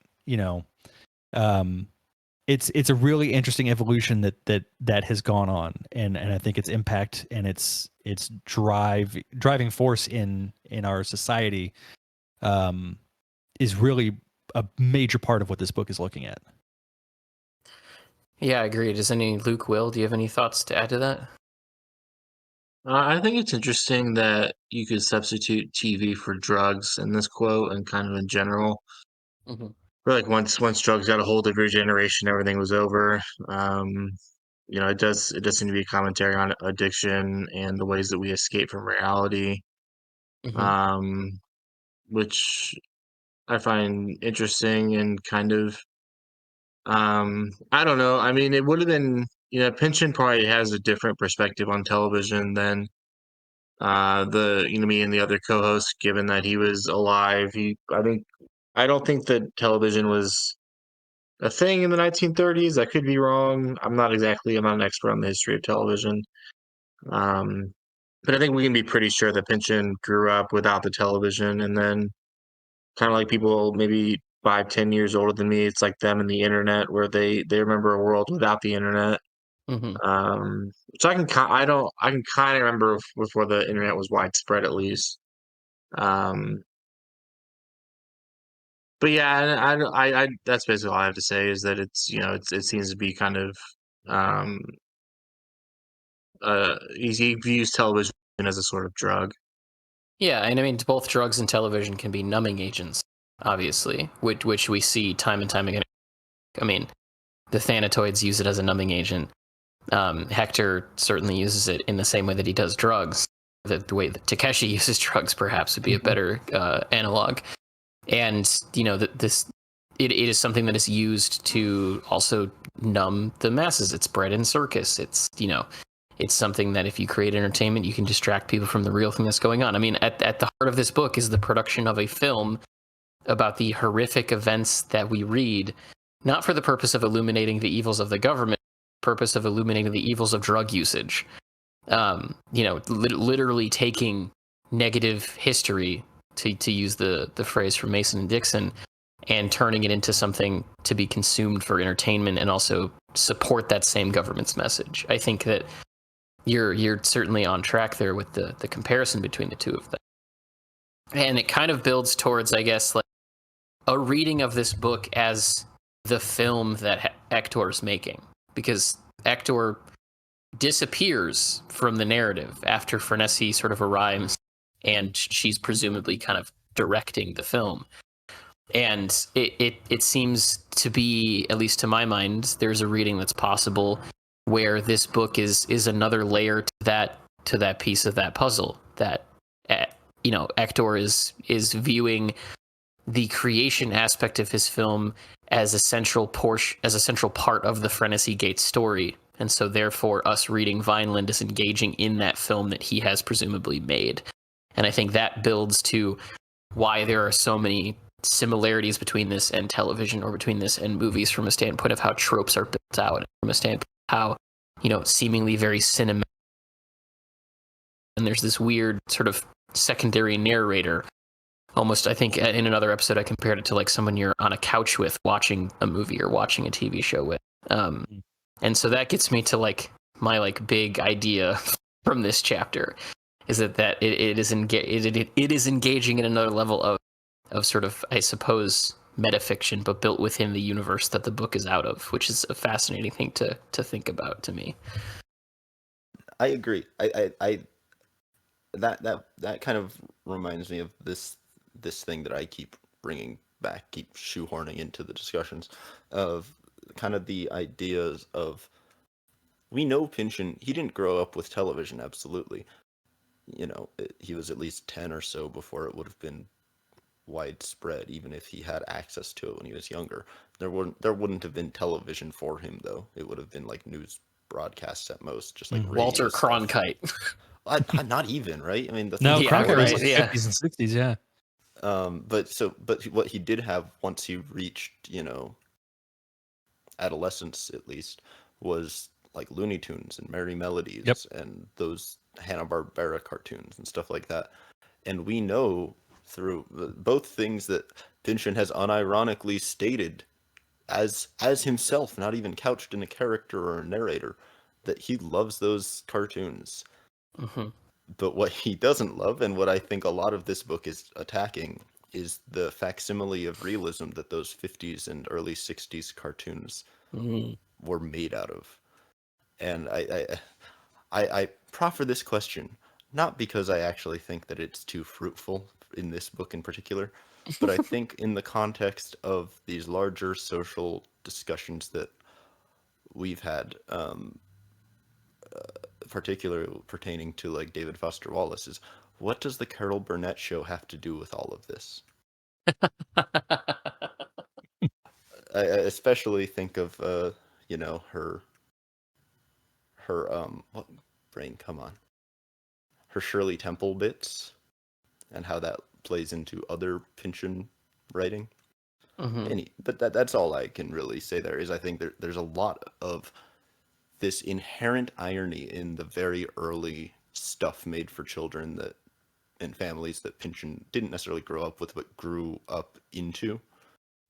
With, like, the Looney Tunes were so much pastiche, so much sincere human joy all mixed together.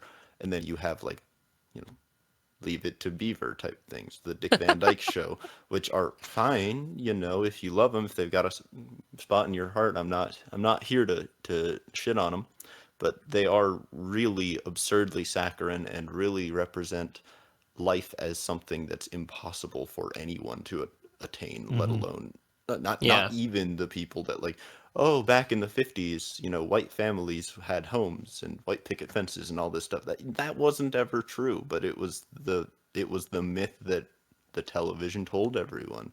Mm-hmm.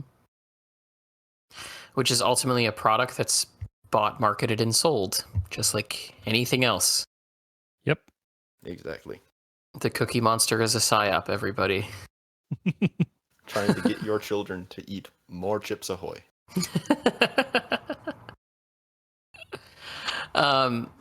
So moving on from there, we do get some more fodder for the conspiracy that Zoid may not be Prairie's father. Do we have any follow up from anybody on this? I'll push back on this and I'll say that, and I think I mentioned this a while back, that I think it's irrelevant whether Prairie is biologically Zoid's child. 100%. Because Zoid is her father. He is the one who was there for her. And I think that's ultimately what he's saying in this at the end of the paragraph on page 374. When it says a day would come when she'd ask, didn't you ever worry that you might not be my father, that maybe it was Weed or Brock, this time in his arms? Nope. What I was more afraid of was that I might belong to Brock. Like, Zoid never, he never concerned himself with whether or not Prairie was biologically his, because she was his child. Like, regardless of who, whatever parentage you want to trace it back to, that was irrelevant to Zoid. The fact of the matter was that, he loved this child and he was going to take care of her, and she was his daughter, and nothing was ever going to change that for him. And that's, I think Prairie sees that as well. Yeah. And look, I think that at the end analysis after reading this chapter, I think that likely the reality is biological father, but that it doesn't matter in the end, Cody. I think you've hit the nail on the head. And I think that so much of this scene that we've been going through, because all of this is happening at the family reunion. Mm-hmm. Like, just for context for the listener, everything we've been talking about the past 30 minutes has all been family reunion stuff. It's all the same scene where this is occurring. It is the illustration that who your family is does not have to necessarily be bloodline.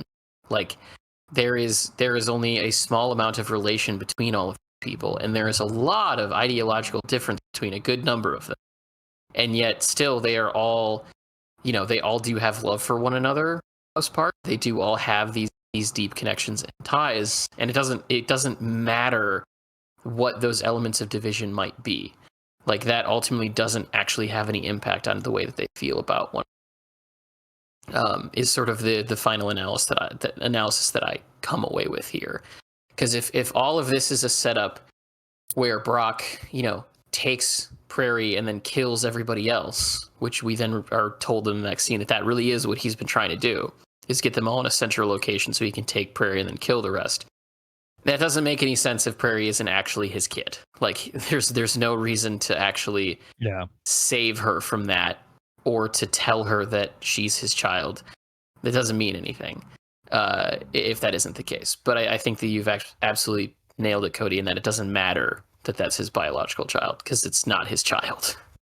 And I have to think that's part of why Furnessy went and married Zoid. I think it's pretty clear that she doesn't necessarily love him and probably never did, but she found someone who could be Prairie's father that wasn't Brock. Mm-hmm. And it almost didn't matter who that was, as long as it was not him. Mm-hmm. Absolutely. Yeah. Y'all laughed at me. Hey, I didn't laugh at you. I was just basically refraining from saying what Cody just said. I think it's lovely how we see this faith element of Zoid's character really honed in on in this last chapter. I think it's really because you can view him as just the guy who takes the fall for all this stuff, or a schmuck who's, if you're gonna be a piece of shit about it, you call it a schmuck who's raising some other guy's daughter.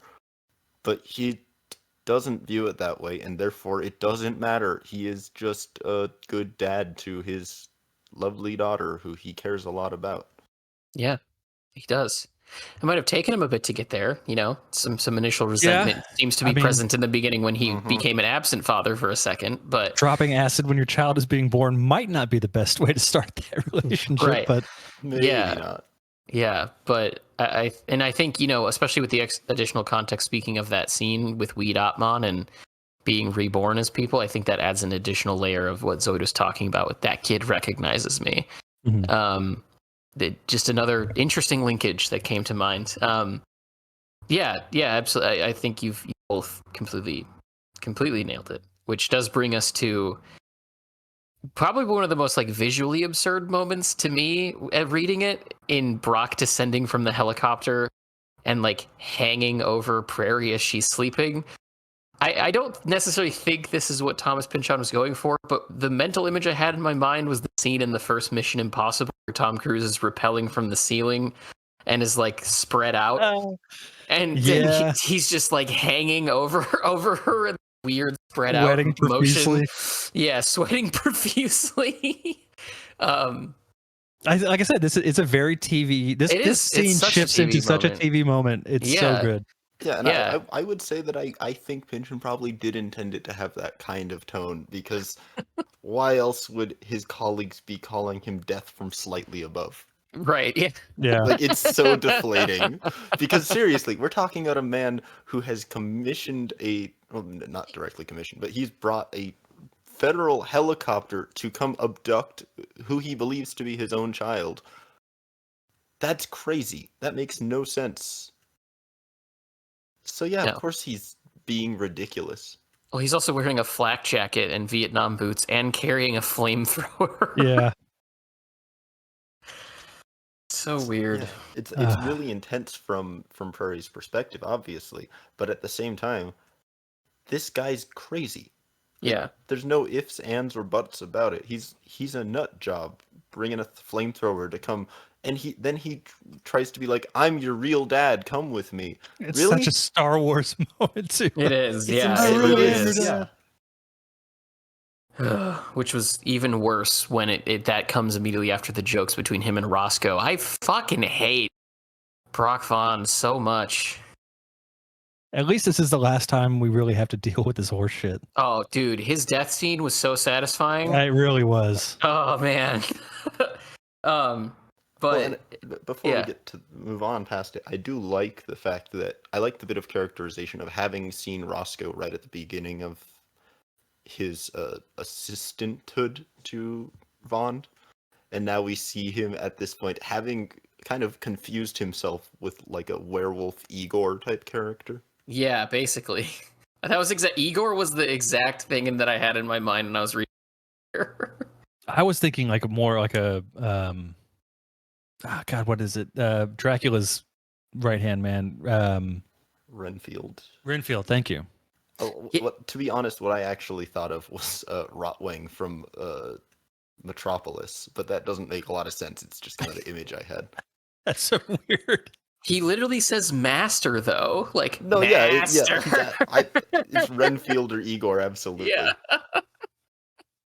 Which is just so it's almost as if there's a portion of this section of this chapter that really just understands that he's been built up as this super evil, super badass guy to the reader, who takes what he wants and he doesn't care about people that get in his way, just sort of all of the kind of basic villain tropes, and is now saying, what if that guy was actually, this is how fucking stupid he would look in all of these instances where he's trying to do.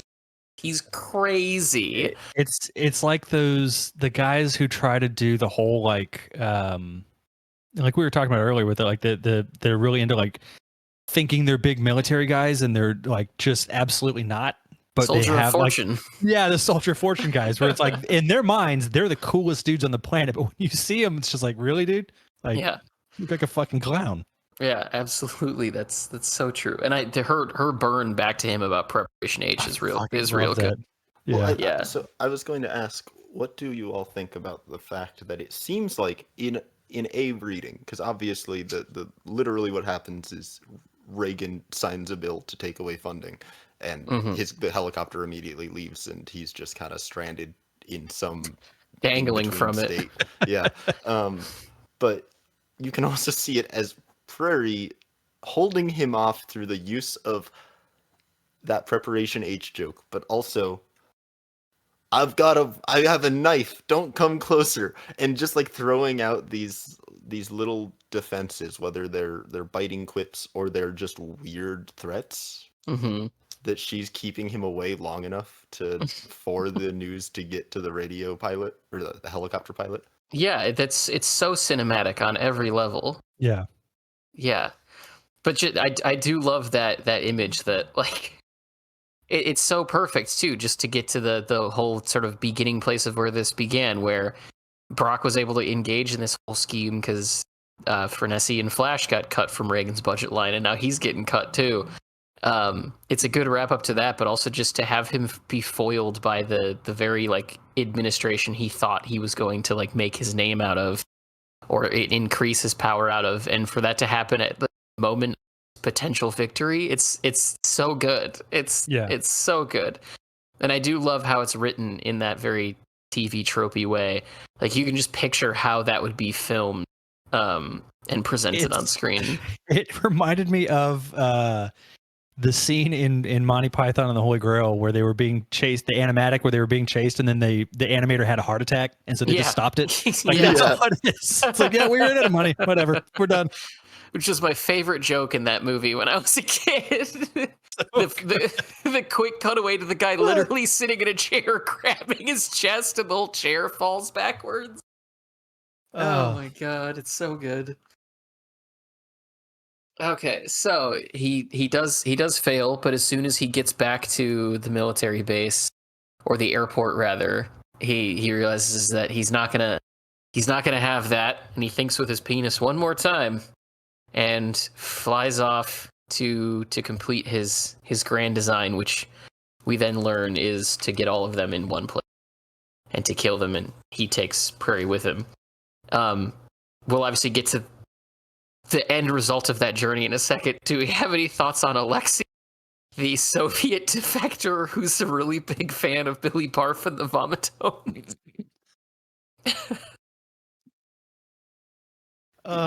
It's just such good dialect work, as there has been so much of in this chapter, and there will continue to be in the last 5 or 6 pages.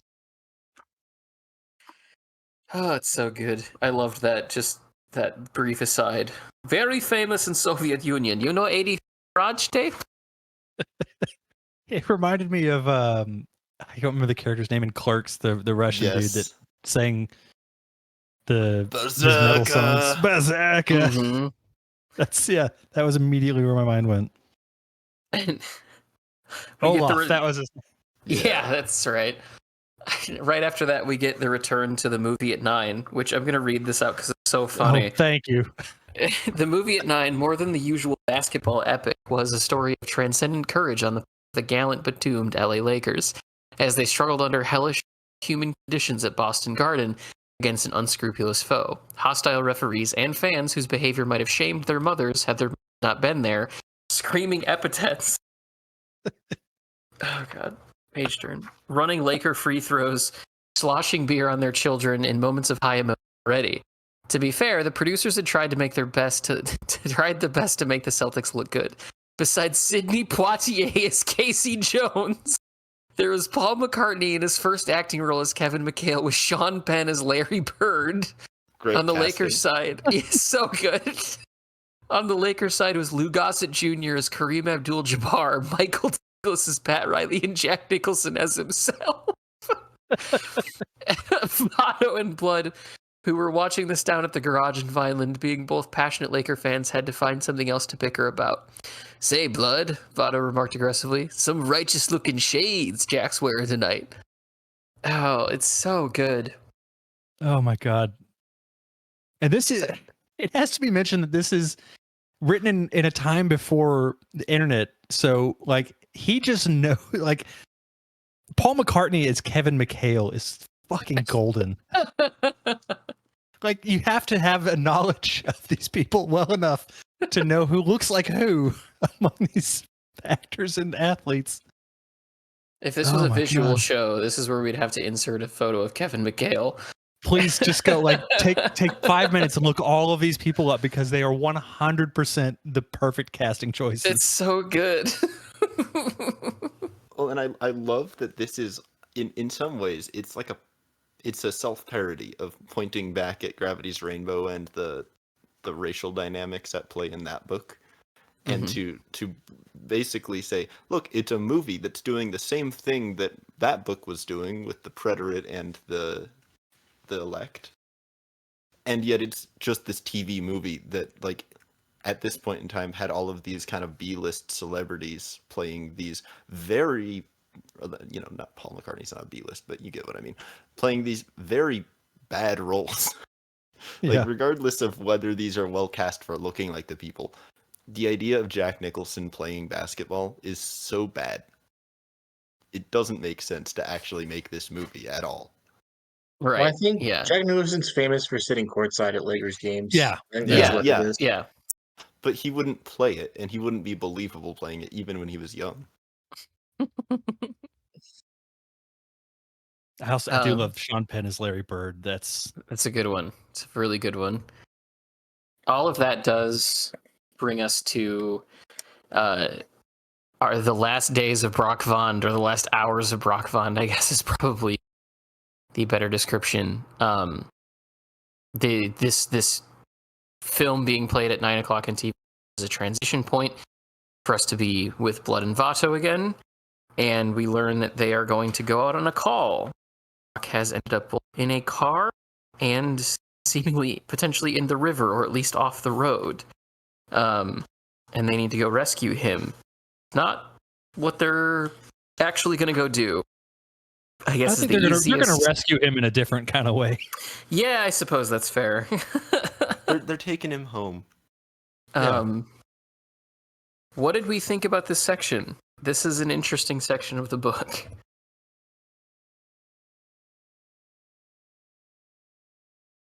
I think it's really beautiful, despite, like, it's one of those things where you feel like Brock doesn't deserve an ending so beautiful. Because, we don't see Fernesi again past this point. We don't see Zoid again. We don't see these characters that we actually care about again. And instead we get treated to this really wonderful departure of this character into the state of death, however, whatever specifics that may be. And he's just the worst, and the whole time he's with people who he thinks that he trusts, who he thinks have his back, and he's just kind of being led down this path to something inevitable. Mm-hmm. And it's so serene, and it's so annoying that he gets this long outro.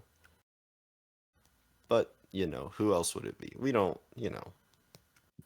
Fernesi doesn't deserve this. Zoe doesn't deserve this. Sasha doesn't deserve it.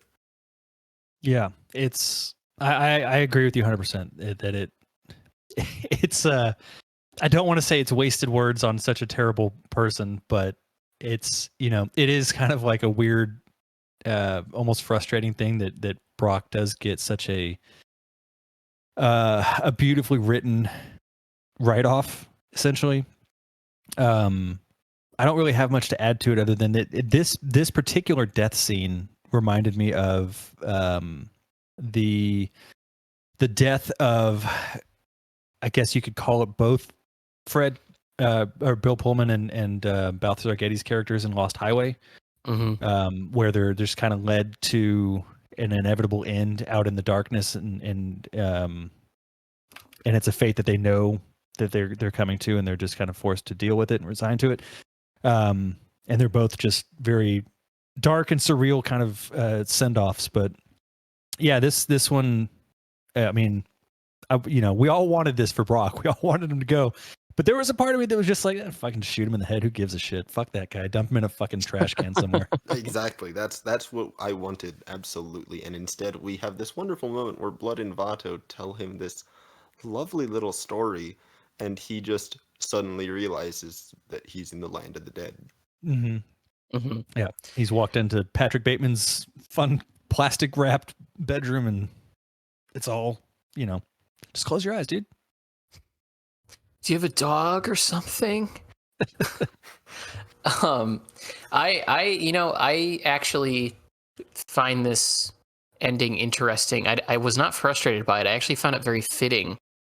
And this could have to do with just my interpretation of it. The interpretation that I come away with is that the minute Vaughn stole the federal helicopter to go, run after what he ultimately wanted, I have a feeling that his helicopter was just shot down, and this is him being sent to the land of the dead after he has died, and he himself has become a Thanatoid now. That's an And interesting way to see it. that Blood and Votto are dispatched to go find him in the exact same way that they were dispatched to go find Weed at the entrance of his character to the story. And that Brock, for all his power and his proposed institutional level posturing that he represented within Nixon, and all of the evil that he did, and all of the, heartache and suffering that he caused, he still has become a victim of the same thing that enabled him so evil, and has his own karmic debt to work off, not just because of what he's done to people, but because of what has been done to him over his life that potentially made him that way. We talked about the possibility that he was assaulted as a child. There's obviously other things that probably occurred to him when he was that form the underlying basis of his psyche there.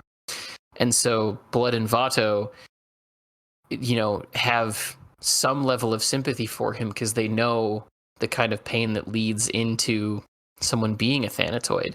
And the moment that they cross him over into the land of the dead, the moment they have that scene where he talks about how they're going to need to take his bones because they don't go to the other side, the first thing that Pynchon inserts is that it was immediately out all over the Thanatoid wire, as if they immediately all know that there's another one of them now. And potentially by his existence within that world, they can begin to work off the karmic debt that he has laid onto other people by his evil that he's done. And so I think it's this moment where Pynchon is almost pointing to the idea that, is he evil? Yeah. Is he the icon of all of this? Yeah. But at the end of the day, he's also a victim too. And for anybody to be able to work towards, redemption or a dismantling of these systems that allow such evil to take place, it does require those people to be guided through it as well, or to be guided out of it, and to be shown some level of compassion or treatment. In this case, it's a form of the story before they send him off, for anything to change at all. That's sort of the thing that I come away from this with. That's a really interesting analysis of it. I hadn't thought about that, but that absolutely makes sense. Yeah, I think that's a great way to summarize the thematic aspects of it. I viewed it as even actually a little more symbolic. I viewed it as like Brock, as we learned about in the chapter mostly dedicated to him, is like, to me, is this like puppet, not necessarily puppet of regimes, but he is a person who's animated exclusively through those kinds of organizations.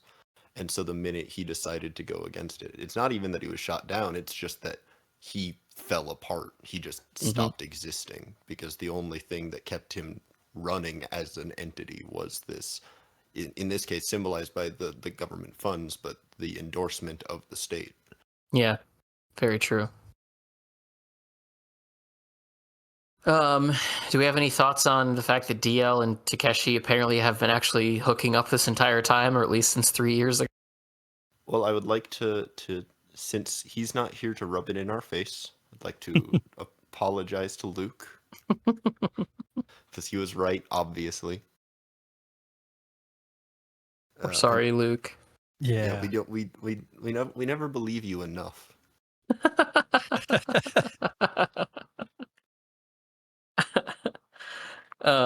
What about the story that he gets told at the Ninja about hell? It's another big thing here.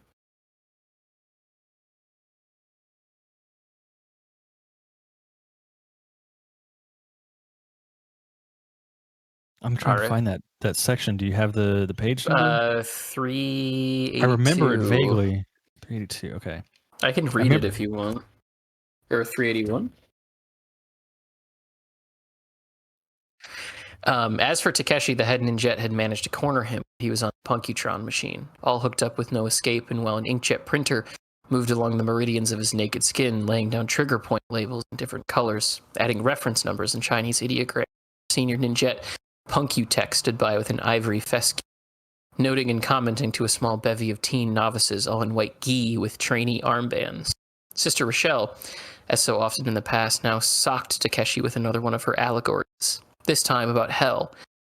When the earth was still a paradise, long, long ago, two great empires, hell and heaven, battled for its possession. Hell won and heaven withdrew to an appropriate distance. Soon citizens of the lower realm were flocking up to visit occupied earth on group excursion fairs, swarming in their asbestos touring cars and RVs all over the landscape, looking for cheap labor bargains in the shops, taking pictures of each other in a blue and green ambiance that didn't register on any film you could buy in hell. Until the novelty wore off, and visitors began to realize that Earth was just like home. Same traffic conditions, unpleasant food, deteriorating environment, and so forth. Why leave home only to find a second to escape? So the tourist business began to dwindle. And then the Empire was calling back its first administrators and soon even its troops, as if drawing inward, closer to its own Chthonian fires. After a while, the tunnel entrances began to grow over, blur and disappear behind poison oak and berry bushes, get covered by landslides, silted up in floods, till only a few lone individuals, children, neighborhood idiots, now and then would stumble on out, in a deserted place, but dare inside only as far as the first turnings and loss of outdoor light, and then all the gateways to hell were finally locked, surviving only in local tales handed down the generations, sad recitals. And if they would again, stories as congested and dark as UFO stories are ethereal and luminous, and always shame-faced with an air not of UFO elation, but of guilt at having somehow not been good enough for them, the folks who lived in hell. So over time, hell became a storied place of sin and penitence, and we forgot that its original promise was never punishment but reunion with the true, long-forgotten metropolis of Earth redeemed. It's such a dense little story that I find much harder to unpack than the earlier Sister Rochelle allegory. Yeah, agreed. I mean, the simple thing is that I think there's a lot of Pynchon's novels, this one and Gravity's Rainbow most, well, and Lot 49, I guess. Those three most, in my mind, are that can be read very directly as like Gnostic allegories of transcendent enlightenment. And beyond that, I have a very hard time pulling things from that, again, really dense story. Cody, what about you? Any thoughts? I don't have anything that I could put down right now. I mean, it's Will said perfectly. It's a very dense section, and I'm sure there's something there that I, if I gave enough time to think on it, I could probably come up with something, or I don't know, I might not even. It's just a very, very interesting little allegory that she put out there. Do you have any thoughts of that, Kate? The thing that I kind of get out of that, so there's no, unlike the previous allegory, there's no real space. I tried to do some, see if there was some other sort of reference to religion that I could come across, but there was nothing that I could find for it.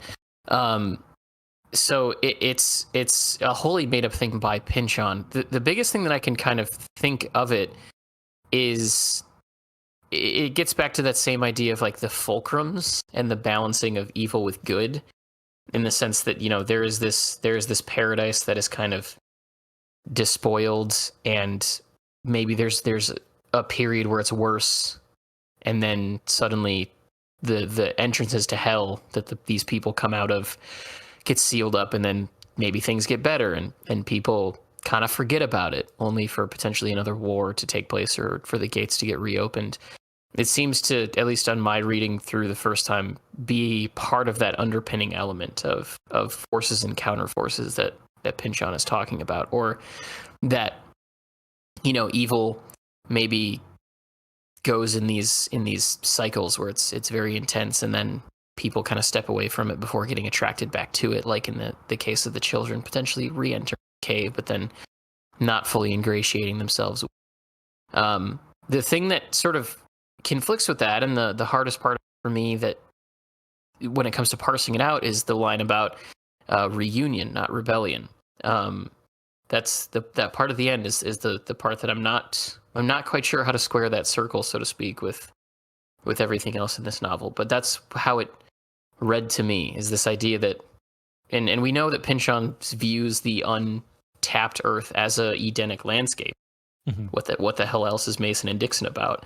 Right. And the question really comes down to what is the management of hell that can temporarily despoil that paradise? What does that mean? What is Pynchon saying there? Is he making some point about how if you had heaven attached to paradise, you have no actual balance of forces? You need both evil and good, paradise and hell, to create the reunion necessary in,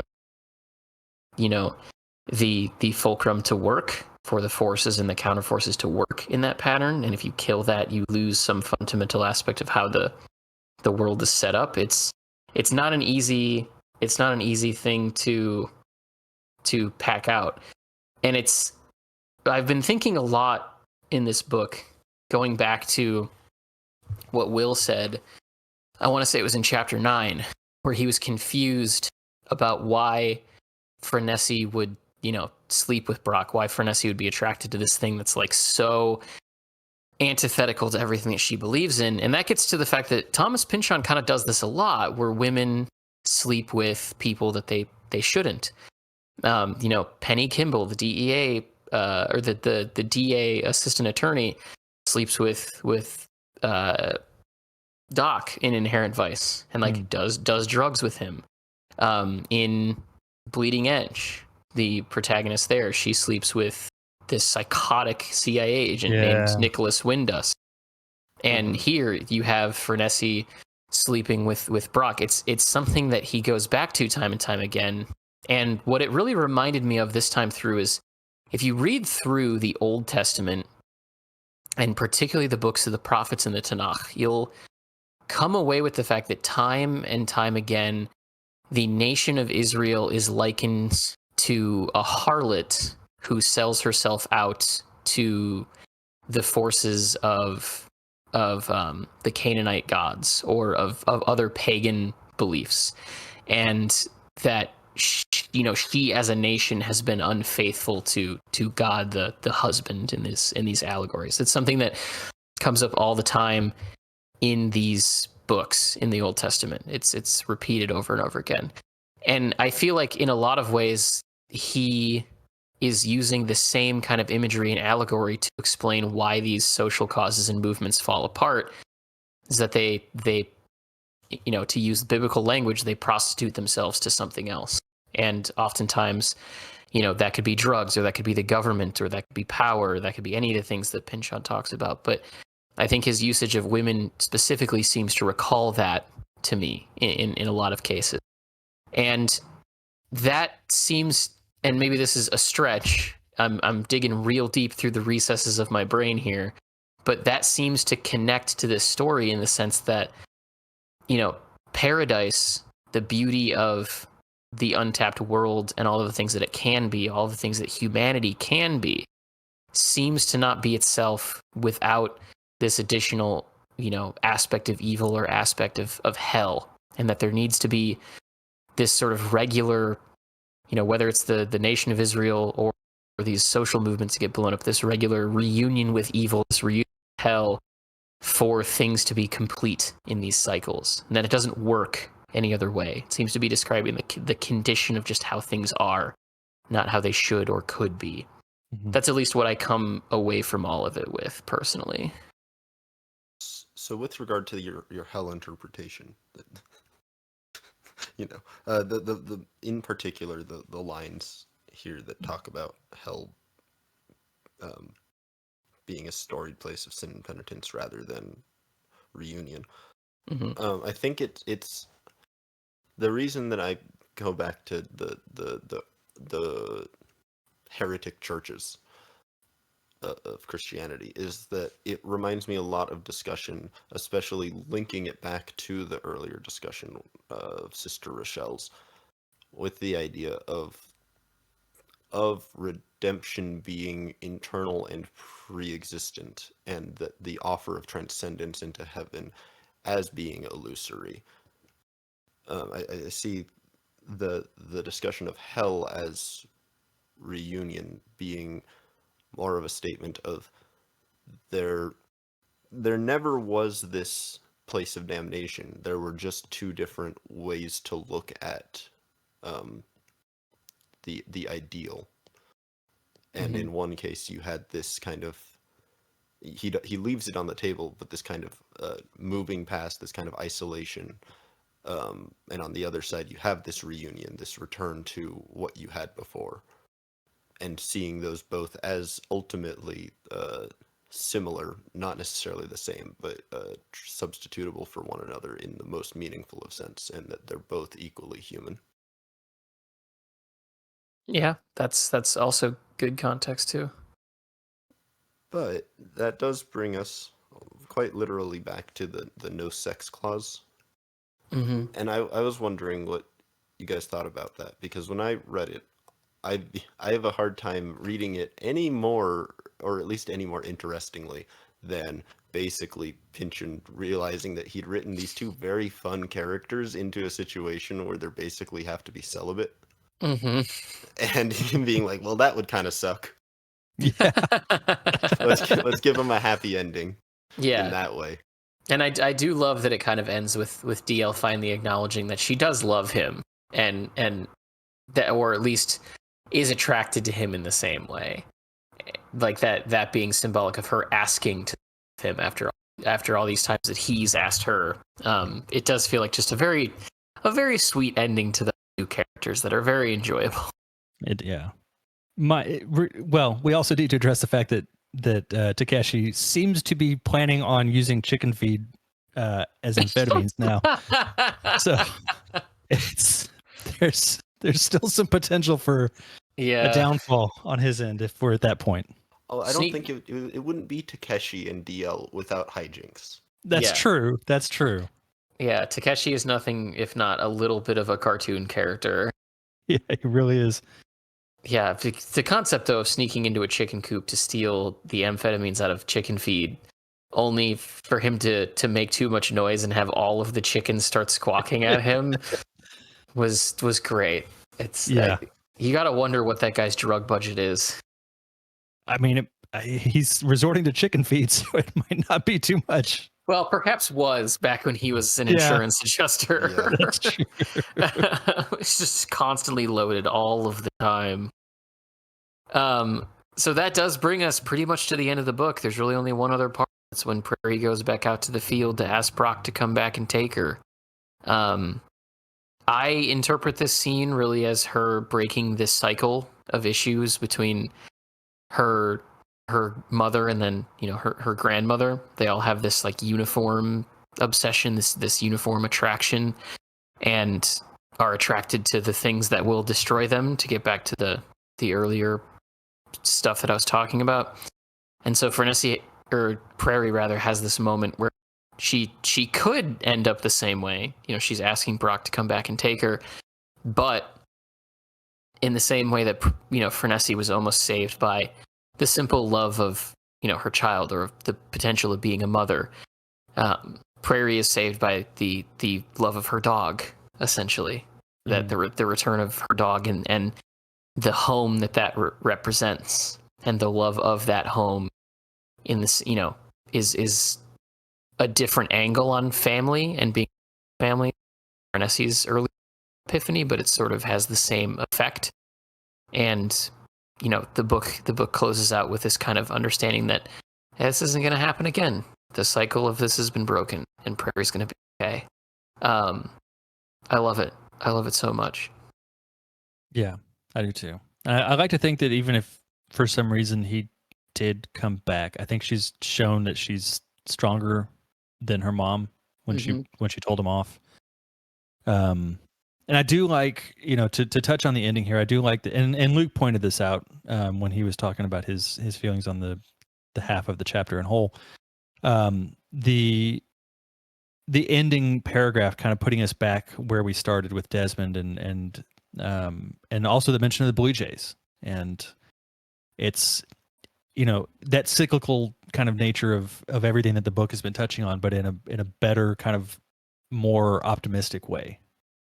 We're back to this kind of starting point again, but now it's, Prairie has this opportunity to make her story and to make her choices in her life and move in her direction. And I think, like I said earlier, this is one of my favorite Pynchon endings, and I love its.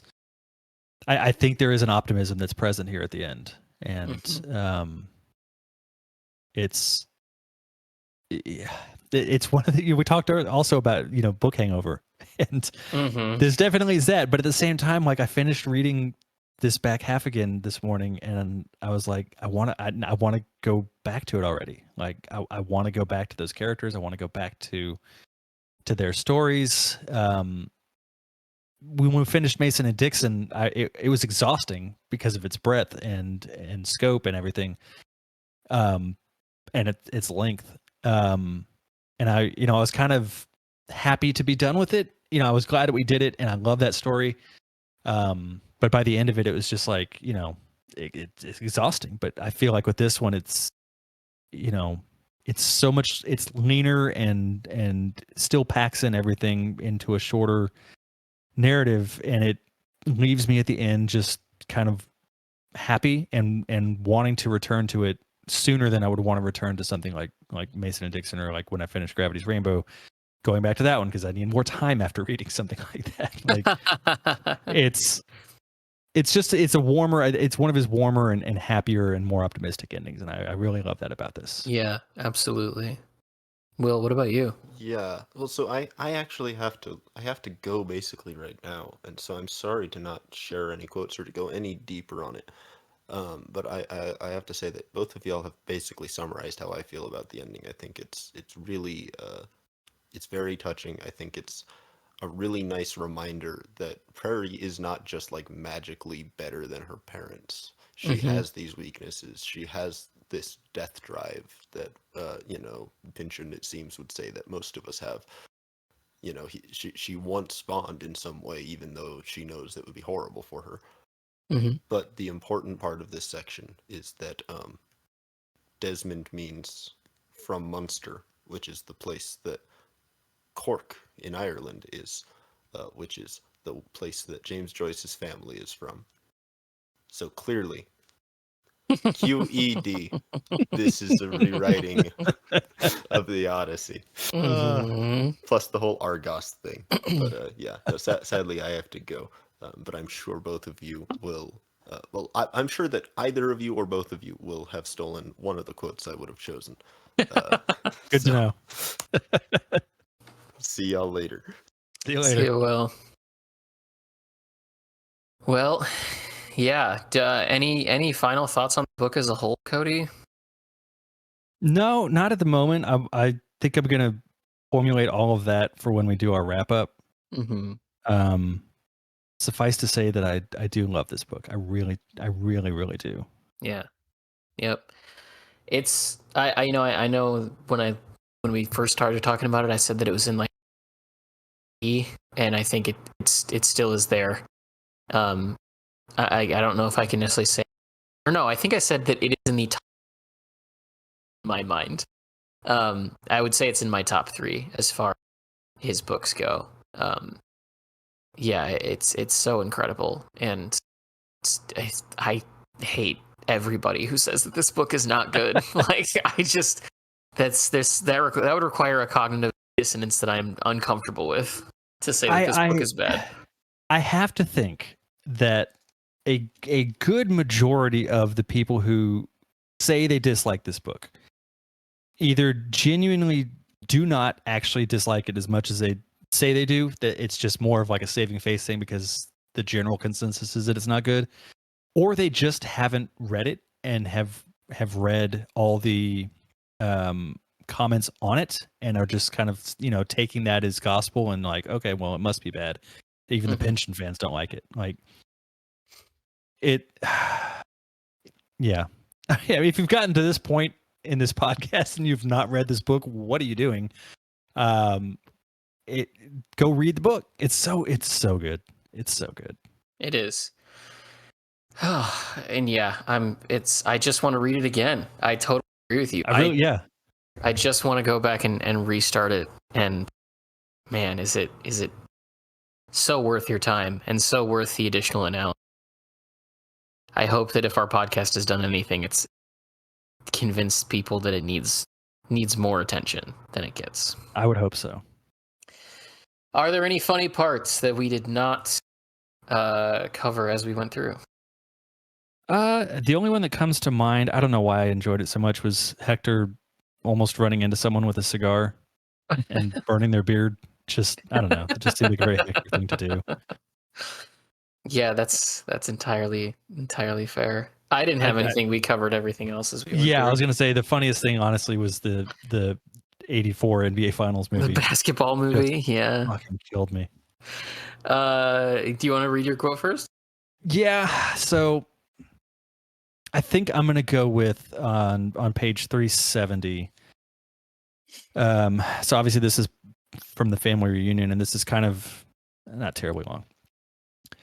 Out under yellow bulbs at a long, weathered table, Zoid found himself trying to help Flash with the shock of meeting so many in-laws in one place, both men from time to time looking around fearfully like unarmed visitors in a jungle clearing, as out beyond this particular patch of light, Traverses and Beckers went practicing on scales, working on engines, debating, talking back to the tube, sending up gusts of laughter like ritual smoke cast up to an unappeasable wind. A Traverse grandmother somewhere was warning children against the October blackberries of this coast. They belong to the devil. Any that you eat are his property, and he don't like blackberry thieves. He'll come after you. Even skeptical adolescents weaved in her voice's spell. When you see those unhappy souls out by the roadside, back up the lanes in the ruins of the old farms, wherever the briars grow thick, harvesting berries out in the clouds and rain of October, why just drive by and don't look back, because you know where they've come from and who their labor belongs to, and where they'll have to go back to at the close of day. And other grand folks could be heard arguing the perennial question of whether the United States still lingered in a pre-fascist twilight, or whether that darkness had fallen long stupefied years ago. And on the light they thought they saw was coming from millions of tubes, all showing the same bright-colored shadows. One by one, as other voices joined in, the names began. Some shouted, some accompanied by spit, the old reliable names, good for hours of contention, stomach distress, and insomnia. Hitler, Roosevelt, Kennedy, Nixon, Hoover, Mafia, CIA, Reagan, Kissinger, that collection of names and their tragic interweaving that stood not constellated above in any night-wide remoteness of light, but below, diminished to the last unfaceable American secret, to be pressed each time deeper, again and again beneath the meanest of random souls, one blackly fermenting leaf on the forest floor that no one wanted to turn over, because of all that lived, virulent, waiting just beneath. This goes back to what I've talked about countless times with this book and the examination of the darkness lurking underneath the surface of everything that Pynchon covers in pretty much everything. We talked about it at length in Mason and Dixon, especially with the kind of Vineland scenes and all that, and all our countless discussions on David Lynch and his use of this idea. But it is such a powerful idea, and it's one that even as much as we've talked about it, I think it's so many people, especially in this country, do everything in their power to overlook the evil that has permeated through history here. And they treat it exactly like that. It's this blackness that exists there, but we just walk over it and try to pretend that it does not exist. Yeah. I couldn't have said it better myself. I'm going to finish out the quote that I started reading earlier, 6, with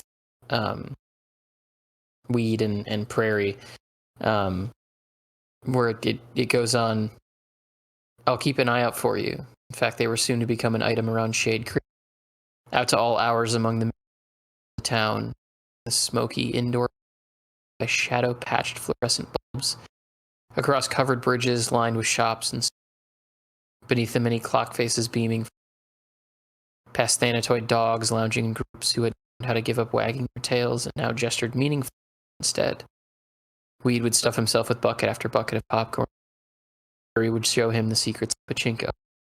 Seldom, if ever, would either talk about Nessie, whom Prairie had managed at last.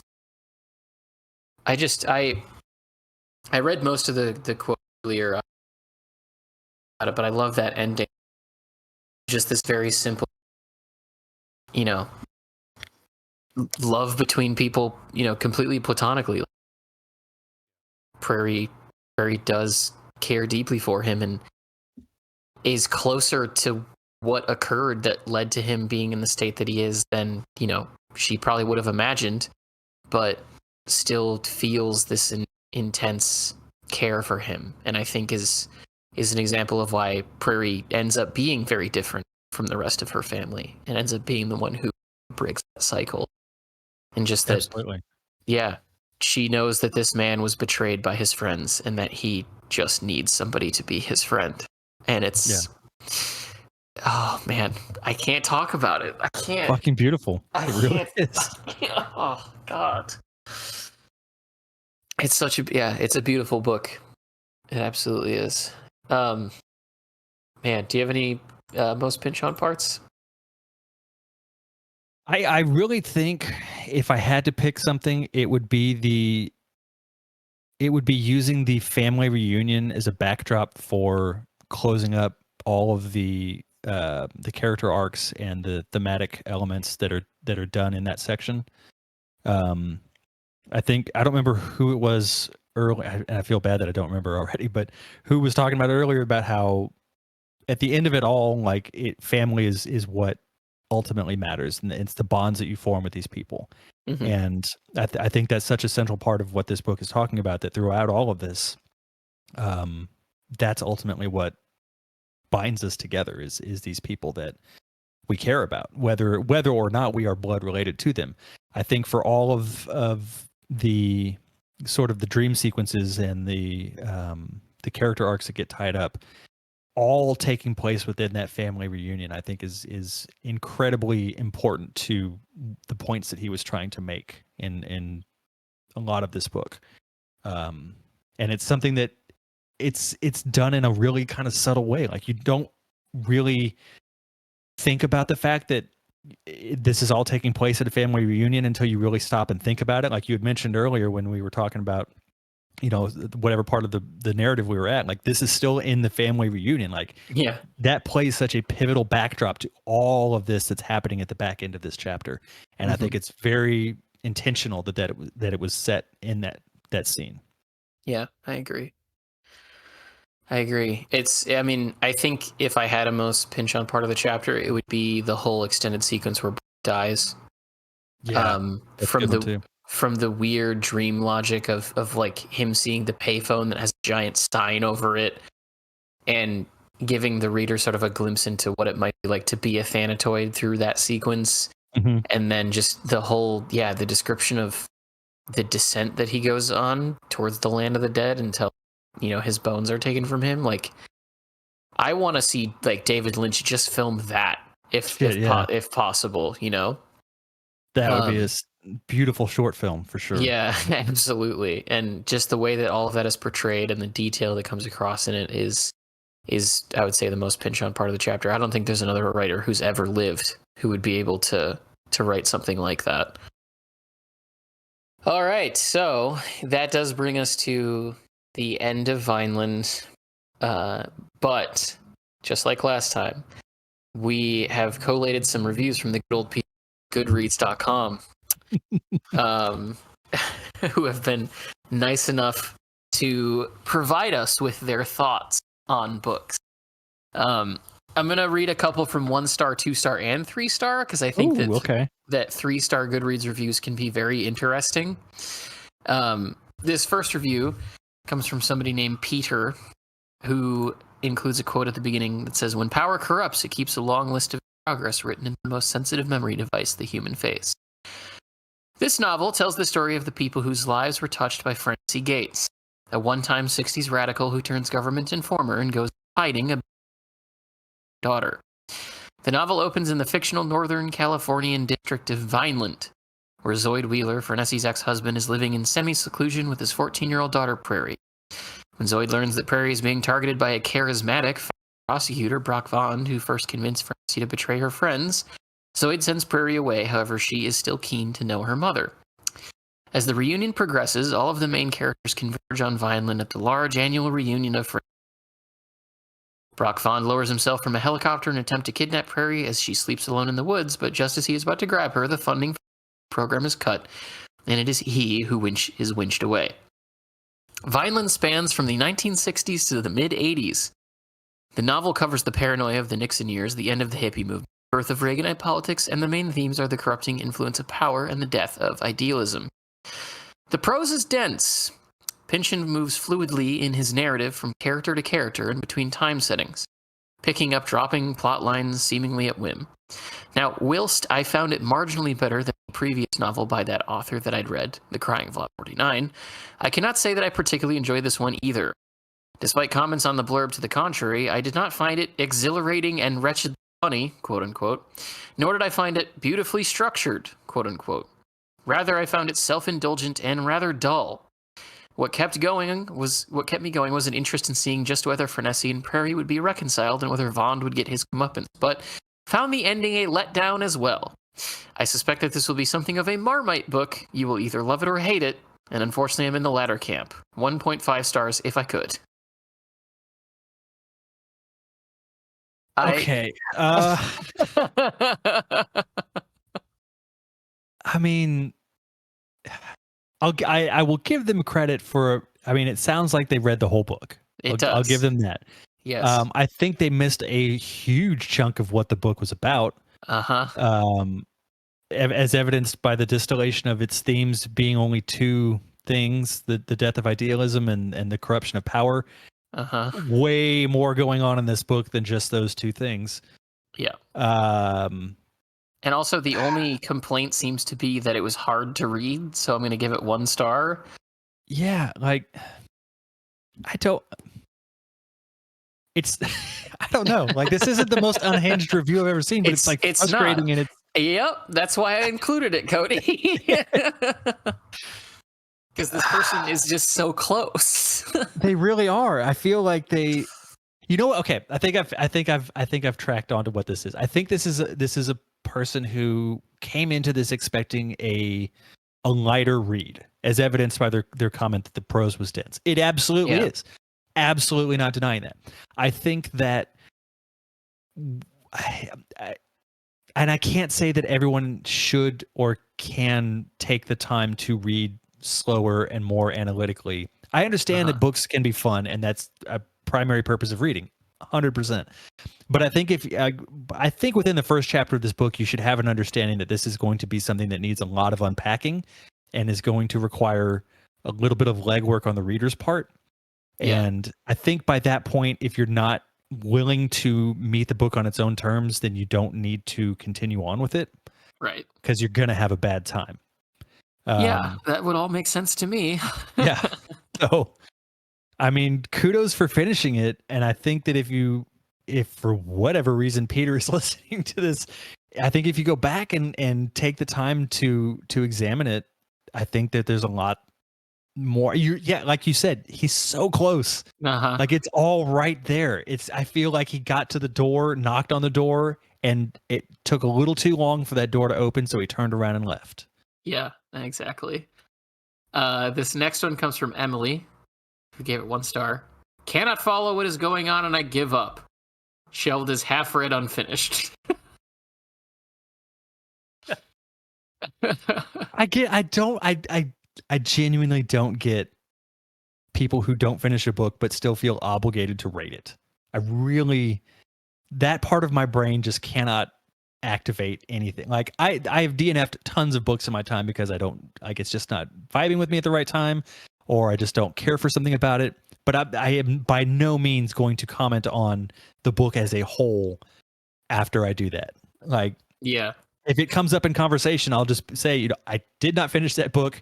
Here's why, but I can't say whether or not I would have enjoyed it because I don't know. I didn't finish the thing. Yeah, I've never understood that behavior either. But then again, I also have a problem where I have to finish any book that I start. I won't allow myself to not finish it. I used to be like that. I can't do that anymore. I feel like Yeah. I don't have enough time in my life to fight through them. I wish I don't- did. There are books that I will go back to if I don't finish them. Yeah. I wish I didn't have this affliction, but I think it's a curse of the autism. I think Will said he had the same thing too, though. Next one comes from James Mayo, who left a 1-star review. Like Hitchhiker's Guide to the Galaxy, Oh, but trivial and uninspiring. It was convolutedly absurd. Wit was forced into every sentence. An obsession with hard-ons that would impress Freud, and depressed and flat beyond belief characters. It was like Pynchon was challenged to write a cliche Pynchon novel, random note picked out of a hat. Okay. So we're accusing him of doing some kind of William S. Burroughs cut up fiction kind of thing. Yeah. But I also don't get the comparison to Hitchhiker's Guide. Like, I don't understand that at all. And that's one of my favorite books. I absolutely adore that book, but it is absolutely nothing like Vineland. I guess maybe if you want to say that they both deal with philosophical themes and have funny parts in them, but Jesus Christ, that's a lot of books. Wow. I don't even know where to begin with. It's this. I have so many questions after that. Like, depressed and flat beyond belief characters. What? That I really can't. This whole thing we just talked about with all the, everybody at the family reunion and their character arcs coming together, and fucking Prairie and Weed. Like, how do you find those two characters flat? Yeah. Like, what about them? Like, he's Zoid even. Like, I think you could maybe make the argument at the beginning that he seems like he's going to be a flat character, but boy, does he come around by the end and you really get a full sense of who he is. Mm-hmm. I don't think there are, and I think that's an accusation you could level at something maybe like Gravity's Rainbow, where I don't think all of the 400 whatever characters are there to be developed. Mm-hmm. But this book definitely does not have flat characters at all. Greg Halvorson reviewed this with 1 star and said, yet more plotless meandering and garbled gobbledygook from the master of sadism disguised as writing. ... To call these books, in parentheses, more or less Pynchon's canon, close parentheses, garbage is an insult to all that we throw away. Thanks, Roger Ebert. That's a great 1-star review. What? I don't. Plotless. That part bothers me. That word bothers me, I think, more than anything else. Like, and believes that calling this book garbage is an insult to garbage is that's wild. That's some Roger Ebert shit right there. Yeah. See, and I think this is again where my problem with these 1-star reviews is. I'm not saying you have to enjoy everything you read. I don't think you have to enjoy this book. That's fine. But I think you have to be able to articulate it a lot better than just plotless and meandering and an insult to garbage. Like, that's... Yeah, no, I agree. Luke Alexander rated it 1 star and said, on reading this, I was irritated and generally unenthralled with the world it created. All the characters fell flat and soulless. Reading it was like slogging through a dense textbook. If you read it, get ready for every other page to be one gigantic paragraph. I'd rather read a book in French, of which I understand less than 30% of, than read this book again.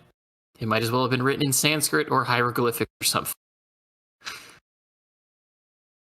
I will preface my statement to this by saying it's almost more pretentious to say 30% French than to say French. To put a percentage onto it. Yeah. It's pretty bad. Yeah. And again, this is another one of those, like, I don't think you read the book. Like, the wall of text argument, you could level that at Gravity's Rainbow. It's certainly there. Not here. there are a handful of those times for sure. But it's not, I don't get the wall of text thing from this book.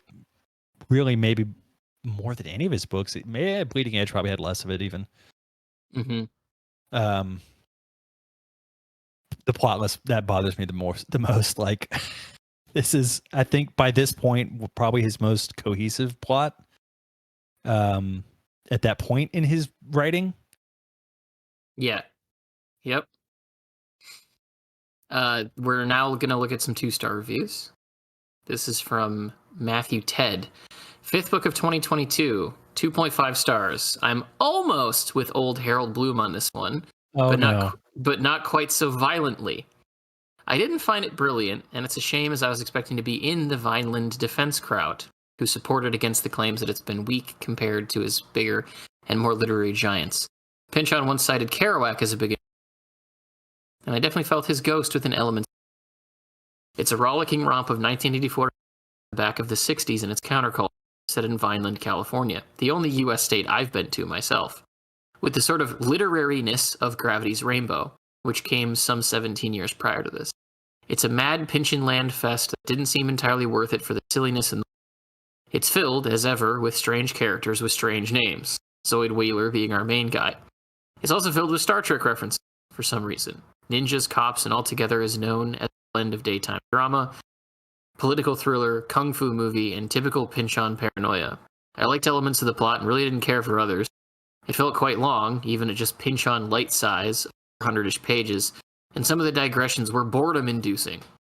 The overarching theme of the novel, which I think family, as well as the state of America, was great, but only in the end did it really start to emerge nicely, pathetically, care. Pynchon did leave me shutting the book with a sweet feeling in my stomach, having written a wonderful final line. Why are you calling it pathetic then? Bits were funny, but generally I don't think it was as funny as TRP imagined it would be. But then again, I already knew this from previous reads. Him and I have very different senses of humor. It's taken me a while to read this, a bit every day without really trying too hard at the end, and I'm glad it's done. Hoping to read some of the bigger ones his this year or next. Bloom was a little bit harsh, but he's not entirely wrong. It's meant to be fun, and I wonder if it should be considered much more than that. Maybe not. Anyway, I just didn't have fun. Okay. First of all, friend of the show Harold Bloom was not a little harsh. He was decidedly wrong, I will say. Yeah. Man, I feel, and I'll give this person credit too. They clearly read the book. I think they were able to understand what it was getting at, and they just didn't vibe with them, and that's cool. I really don't agree with a lot of their leverages against the book. I don't think it's any less silly than any of his other books. I think it is, and the same thing with like to criticize it for referencing Star Trek. What, 4 times in the whole book, maybe? Yeah, like that's a lot. That's a stretch. It's not a ton. It's not. Like, there's as many Star Trek references, I think, as there are Bigfoot references. So are we gonna hate on the book because it mentions Bigfoot a few times? Like, I don't get it.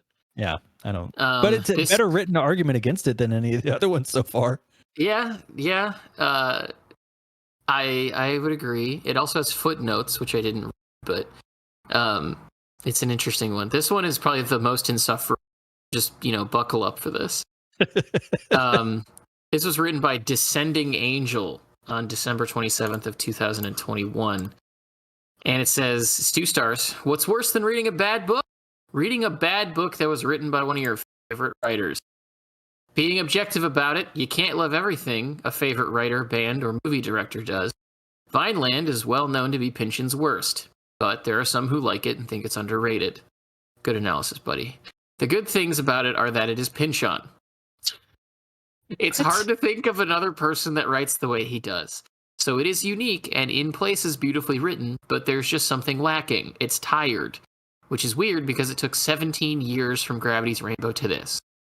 It's also bitter, as some people have pointed out. Pynchon lived through this time with people he knew, and so this can be said that this is his most personal novel until this point and probably all of his work. But I don't think it's the bitter or pissed off that creates genius. I find parts of this novel obvious, over-exaggerating, overreaching. It's like when people today screaming and crying that the Cheeto Man is literally Hitler, but instead, Reagan is literally Hitler. So, this book is quite petty at times, which is disappointing. Is it the worst book ever? No. It has redeeming qualities. The writing, the push of the story. I can't say that it's boring. You just called it tired not that long ago. But it is my least favorite book by Pynchon, and I can now move on to Bleeding Edge, the only book I haven't read by Pynchon. To criticize it for being bitter, which it is, and I think rightly so. Yeah. But so was Gravity's Rainbow, and way more. Mm-hmm. Like, Gravity's Rainbow was vitriolic in its bitterness. I think Vineland is a little bit more optimistic in its bitterness. Wow. Yeah. And then, to say it sounds tired, but then you weren't bored. You weren't bored. And just the random aside to talk about how it's exaggerated and with the Trump thing, awful. Yeah, that's... Abandoned at 50%, says Cheryl. It starts out interesting, but the author's meandering writing became boring after a while. It's just not for me.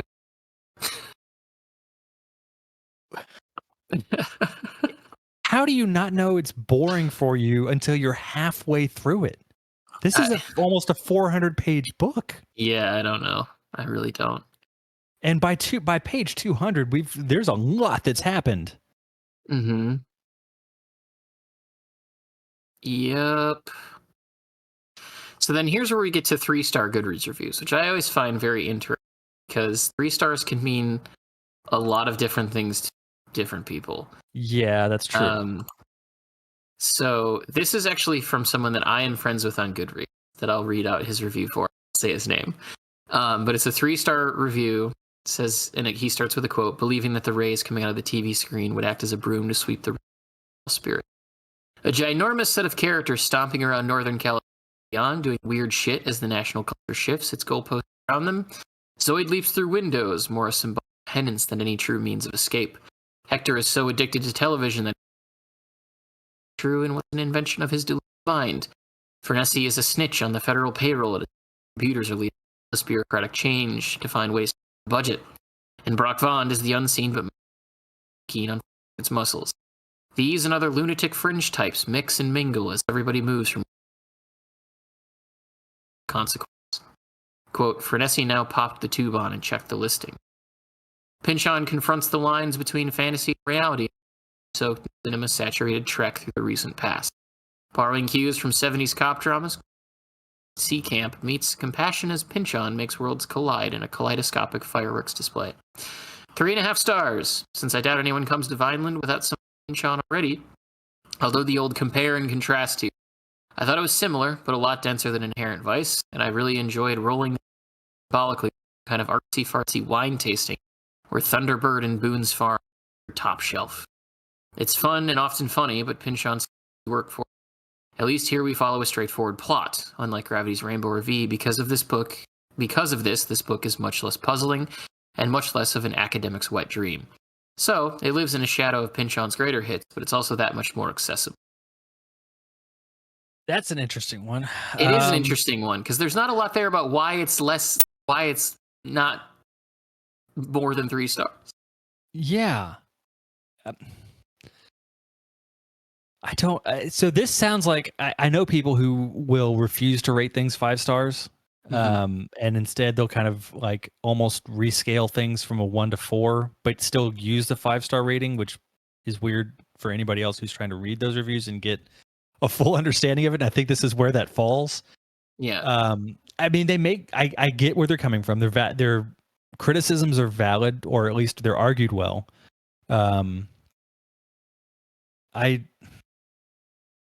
With the exception of, I wouldn't say it's less dense than Inherent Vice. I do disagree with that. I think that's doing a disservice to Inherent Vice. Much like people will always complain about Vineland being Pynchon Light. I think that's almost the same thing as calling Inherent Vice Pynchon Light. Other than that, though, I don't have anything that I would like really attack on that review. Like it's a pretty well written review, and they clearly read it, and it just wasn't their jam entirely. But at the same time, it sounds like there was enough of it that they enjoyed that I'm curious why it was only 3.5. Yeah, I don't know. Yeah, that's the thing, right? Is he doesn't really say. This next one comes from We Read 1872, 3 stars. Right, ellipses. Where to start? My first pinch on. I was actually tempted to give it 4 stars, but part of that was because it fills you with a healthy amount of paranoia against the power. There is so much outlandish crap spread around these days that I think we begin to over real corruption, mental backlash. Anyway, the plot, such as it is, you remember that episode of The Simpsons up who's been on the run the 60s? It's a bit like that with occasional channel interference from Kill Bill and maybe Godzilla. About 90% of it is flashback, although they're not so much flashes as beads. The transitions from time to time and place to quite something as you can never seem to see them until they happen. It can make finding a natural stopping place, there are no chapters, a little hard. You'll be a couple of pages into a new section following new people before you even figured out what the change was that happened. It seems at times stream of consciousness writing with the occasional magical realism. Still not quite sure what a Thanatoid is. I'm thinking zombie ghost nihilist, LOL. Other idiosyncrasies of the author, the latter being completely pointless, and the former not meaning much to me, but perhaps more interesting musical explanation. About 20% of the book feels cut without in any way affecting the story, and I'm probably being generous with what I consider relevant. There are also 2 other major mysteries in the book, one of why the bad guy is doing what he's doing, and one about why another character did what she did in the past. Neither of which are really resolved, but given the nature of the story, I suspected there would be no easy answers, so I wasn't too annoyed by that. Also, given the type of story, I expected it to end with a rather than a bang, and was correct on that too. Although a fade out instead of whimper might be more accurate. I love stream of consciousness, 60s, 80s America, etc. There was a lot I liked here, but perhaps too chaotic to love. There's no chapters. The dream sequences are pointless, completely pointless. That's wow, way off base. Flatly wrong on the no chapters part. Yeah. Way off base on the dream sequences part. To call it the Simpsons episode where Homer reconnects with his grandma but with channel interference is weird and wildly wrong. I know that episode very well. And it's I think I understand why they would reference that episode, but it's so much it's so much more than that. And you could cut 20% of this book. It's about 80 pages of this book. I would genuinely be curious to know what 80 pages you could cut out of this book. I really have no clue. Really no clue. And 90% of it is flashbacks, but not flashbacks. They're beads. What even does that mean? I don't know. I wish I could tell you. Okay, I have nothing else to say for that. I lost my mind when the no chapters thing happened. I have no clue why you would think there's no chapters in the because book. It doesn't say chapter 1. Yeah, I guess that's true. I guess that's true, but there's, like a line running across the top of the page. Clear delineation. The big first letter. Yeah.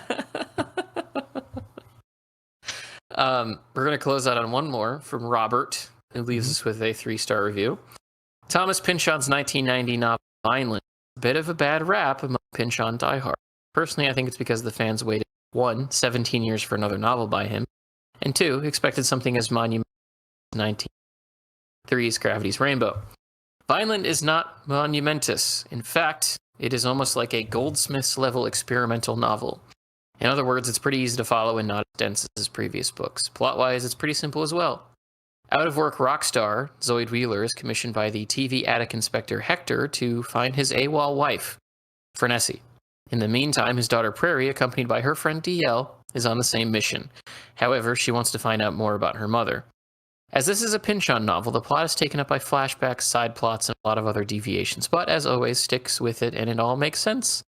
Through the past episodes, Pynchon is portraying a part of American history which is more idyllic and turned into a hotbed of paranoia, which still has after its day, namely through the oversaturation of the.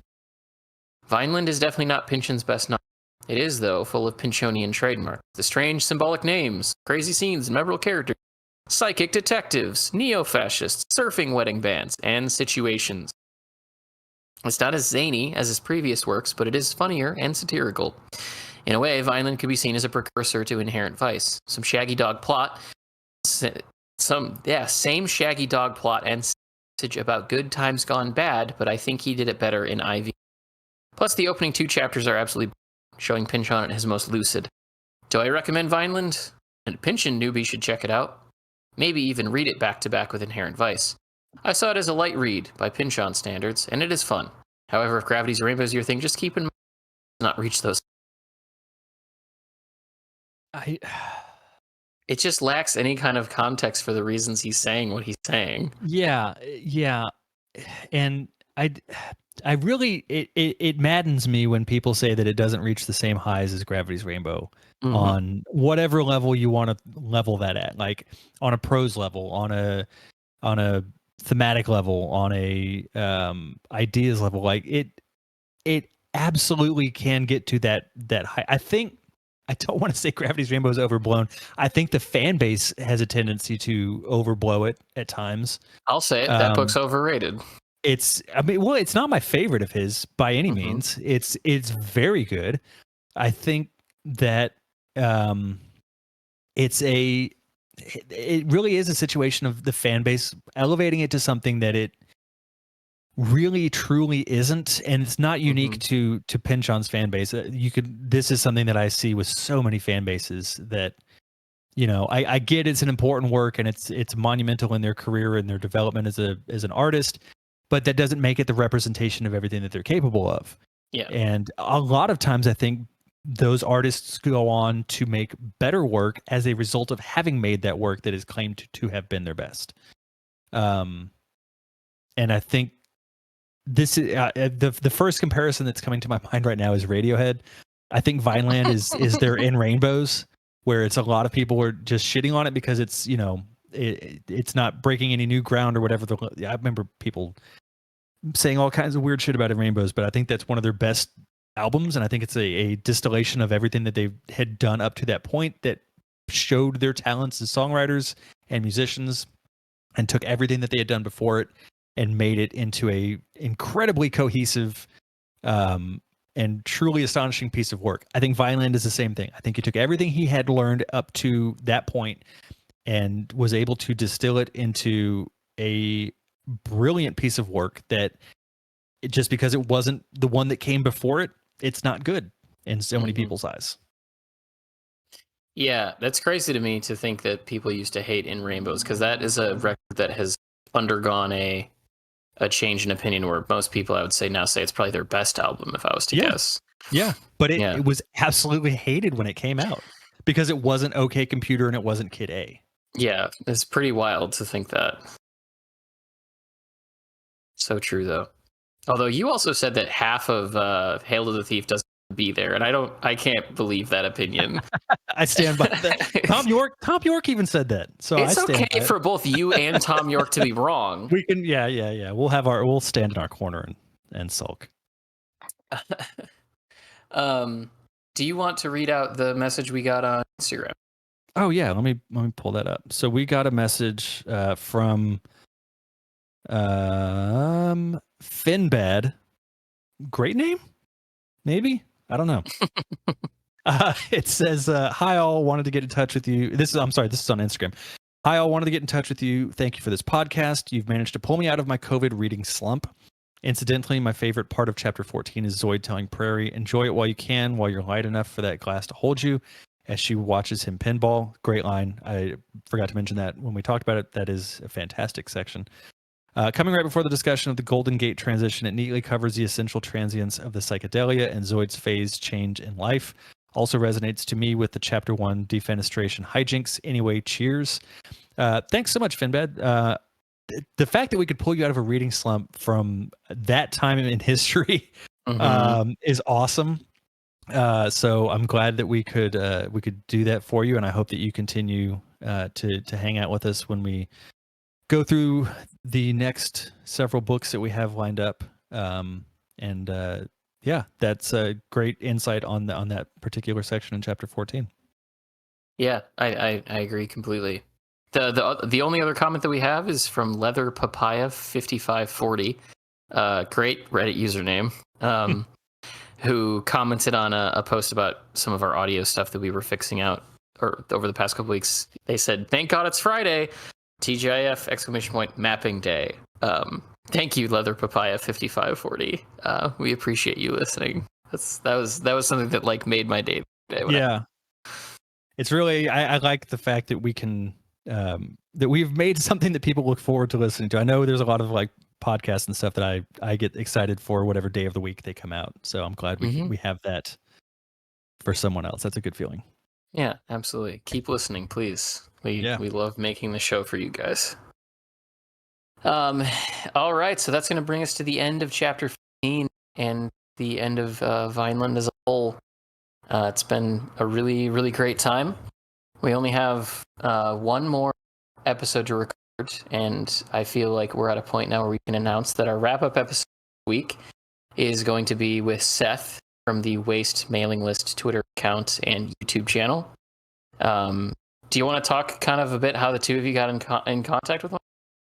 Well, so I basically just reached out to him. Seth, for those who don't know his work, I would highly recommend that you go and check out his YouTube channel. He does some great literary analysis on there. And if you like our long discussions on these books and the intricate kind of level that we try to take with it and kind of diving into the subtleties of what we're reading and you know, really analyze as much of it as we can. Seth does all of that by himself for the most part. And he's got some great videos up on some great books. He's got his Twitter channel is great too. He's always some really good insight on whatever it is he's reading at the time. He was also on the Books of Some Substance podcast a little while ago, talking Gravity's Rainbow, and even earlier than that, talking about Crying of Lot 49. So it was just kind of natural. I felt that we reach out and see if we could bring him on for this book. And I don't want to speak for him too much, but he was excited to cover this particular book with us, and it seems like he was happy to go back and give it a reread. And I think we're all pretty excited to have him come on and share his thoughts on the book as a whole. And I think that's going to be a really fun discussion. I'm really excited for it. Yeah, me too. I'm really looking forward to it. He's got a great Twitter sort of one sentence review of the book that you can go and look at, and as well as just a lot of other great pinch on his Twitter page and just the internet as a whole. So please do go and check out his work. So we'll be doing that wrap up with Seth next week, and then we'll be off for a few weeks, normal books. But when we return, we are prepared to announce at this time that the book that we will be covering on the next season of the Mapping Zone podcast will be Thomas Pynchon's 8th novel, Bleeding Edge, published in 2013. That is what we are going to be reading next. So if you haven't read it, this is your opportunity to get ahead of us and start rereading it, or to start reading it for the first time. I'm really looking forward to covering that book, and I know that it's another one that just lacks awareness out in the public. It hasn't had much opportunity to grow and get shaped into any kind of a discussion topic amongst people, or at least to a lesser degree than a lot of his older work has. So I'm excited that we're going to be getting into that one next. Yeah, that's going to be a fun one. And I know Will is just now reading it. He hadn't read it before, so this will be, I think, the first time that we have a book that one of us has not actually read, or will be reading for the first time, rather. So I'm really excited to see his thoughts and opinions on it. Yeah, agreed. I will say this now to give people an additional context. You should go watch the documentary We Live in Public as well for preparation for Bleeding Edge. I'll talk more about that at a future point, but I would highly recommend you all watch that documentary before we dive into the novel, because I think it provides some important context for some of the stuff that we're going to start talking about once those episodes start getting recorded. But at any rate, thank you so much for listening. Keep the emails, keep the comments going. We'll always put them on the show. Try and continue to build that open dialogue with y'all. We love getting the feedback, and it's been great receiving more of that over the course of recording these episodes. It really has. Thank you all for listening and writing and just doing all of this with us. It's been an absolute blast. Yeah, 100%. We'll see you next week. Thanks so much. Bye. Okay. Brave words. Do yourself a favor at some point. God, I can't remember the name of it now, but Kiss made a movie and they tried real hard to bury that movie. But there are still clips of it online. I think it's like they basically take ownership of an amusement park. And there's a lot of like 70s karate, and like it plays like one of the fake films in Boogie Nights without the porn parts, like just the real cheap acting and bad like quote unquote kung fu. It is something else. I mean, there's clips of it all over YouTube. So Kiss Meets the Phantom of the Park. That's what it's called. Look that up. Spend some time with that. It's surreal. It's wild. Did you know, as a slightly related but mostly off-topic comment, did you know that Danzig is directing movies now? Are you serious? I'm unfortunately very serious. I don't know what to think about that. He's made 2 movies, and both of them are... Are they about the bricks in his neighbor's yard? No, one of them Have you heard that story? I don't think so. So finish your thought. One of them is like a porn level bad film that is like a horror anthology. And I think he actually casted real porn stars given the acting quality and how a lot of the people in it look. And then the other one is the most confusing film I think I've ever watched, where it just seems like he left all the raw footage in and didn't edit any of himself or any of it out. And there's like almost no music, diegetic or otherwise, and also like no sound effects were added in. Like there's a scene where a cowboy's in a saloon and there's just no noise. He's just like walking around silently drinking until eventually he goes upstairs with a prostitute, and then an action scene happens, but there's just literally no noise whatsoever. It's shocking how bad his films are. Wow. That's... I'll have to watch that. Yeah. The first one he made is called Verotica, and the second one that he's made is called like The Death Rider or something like that. And there is a cameo by Fred Armisen in The Death Rider. Very hard to explain its existence away. Weird. Earlier we were talking about Danzig and his attempt at filmmaking. I mentioned the brick story. So I found out about this from some of my friends, the guys I used to be in a band with. I had no idea about this until like last year. So this is a transcript. I'm just going to read the whole thing because it's pretty short. And it is debated whether this is true or not. I kind of hope it is because it seems like it might. So basically, this guy says, dude, Danzig lives next door to me in LA, down the street, and he is the worst neighbor ever. Dude, I have Danzig stories. And Soren says, no shit. And he says, like one awesome one. Yes, dude, I can't believe you said Danzig. You realize this may be our number one topic at work. Okay, so here's the Danzig story. And he says, we always say, what do you think Danzig is doing right now? He says, Danzig lives in this shithole house near me in Los Feliz, about 100 yards down the street. His house is super run down, except he's got this crazy Jaguar in the backyard. Anyway, so he has this huge pile of bricks in his front yard, and the house looks like an evil Pixar house. So anyway, his neighbor was like, dude, Danzig, you're bringing property values down with these bricks in your yard. And Danzig was pissed. So anyway, back and forth with his neighbor and Danzig. And finally, one day I see Danzig outside in his front yard, and he's just hurling bricks into his dumpster, screaming, here I am, motherfucker, just cleaning up my fucking bricks, bitch. Just super loud to no one in particular for 2 hours.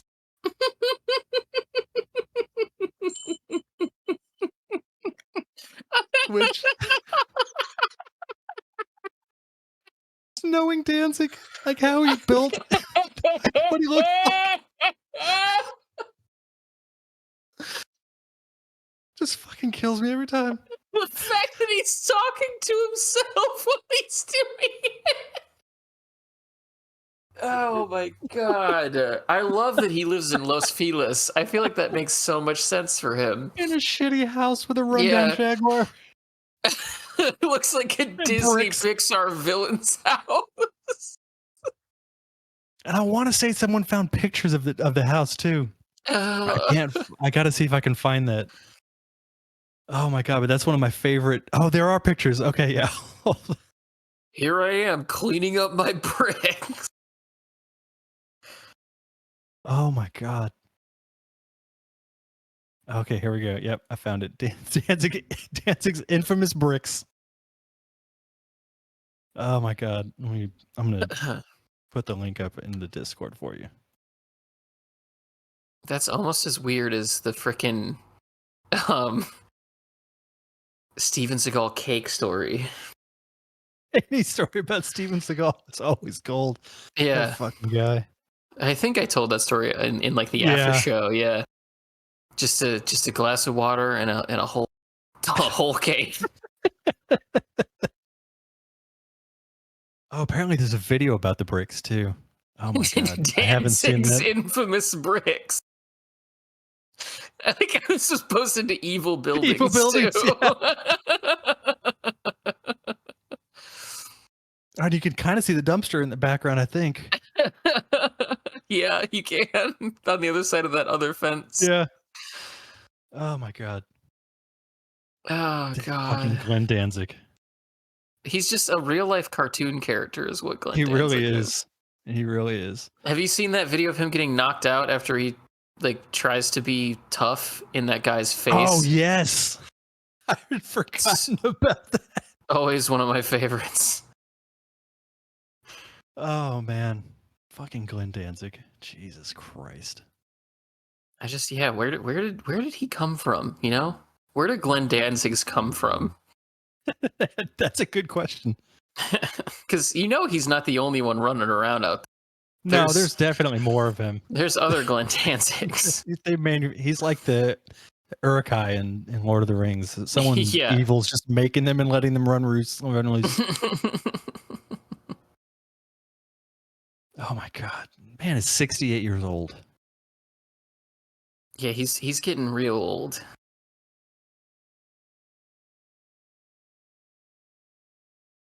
Man, Glenn Danzig. Music's not even that good.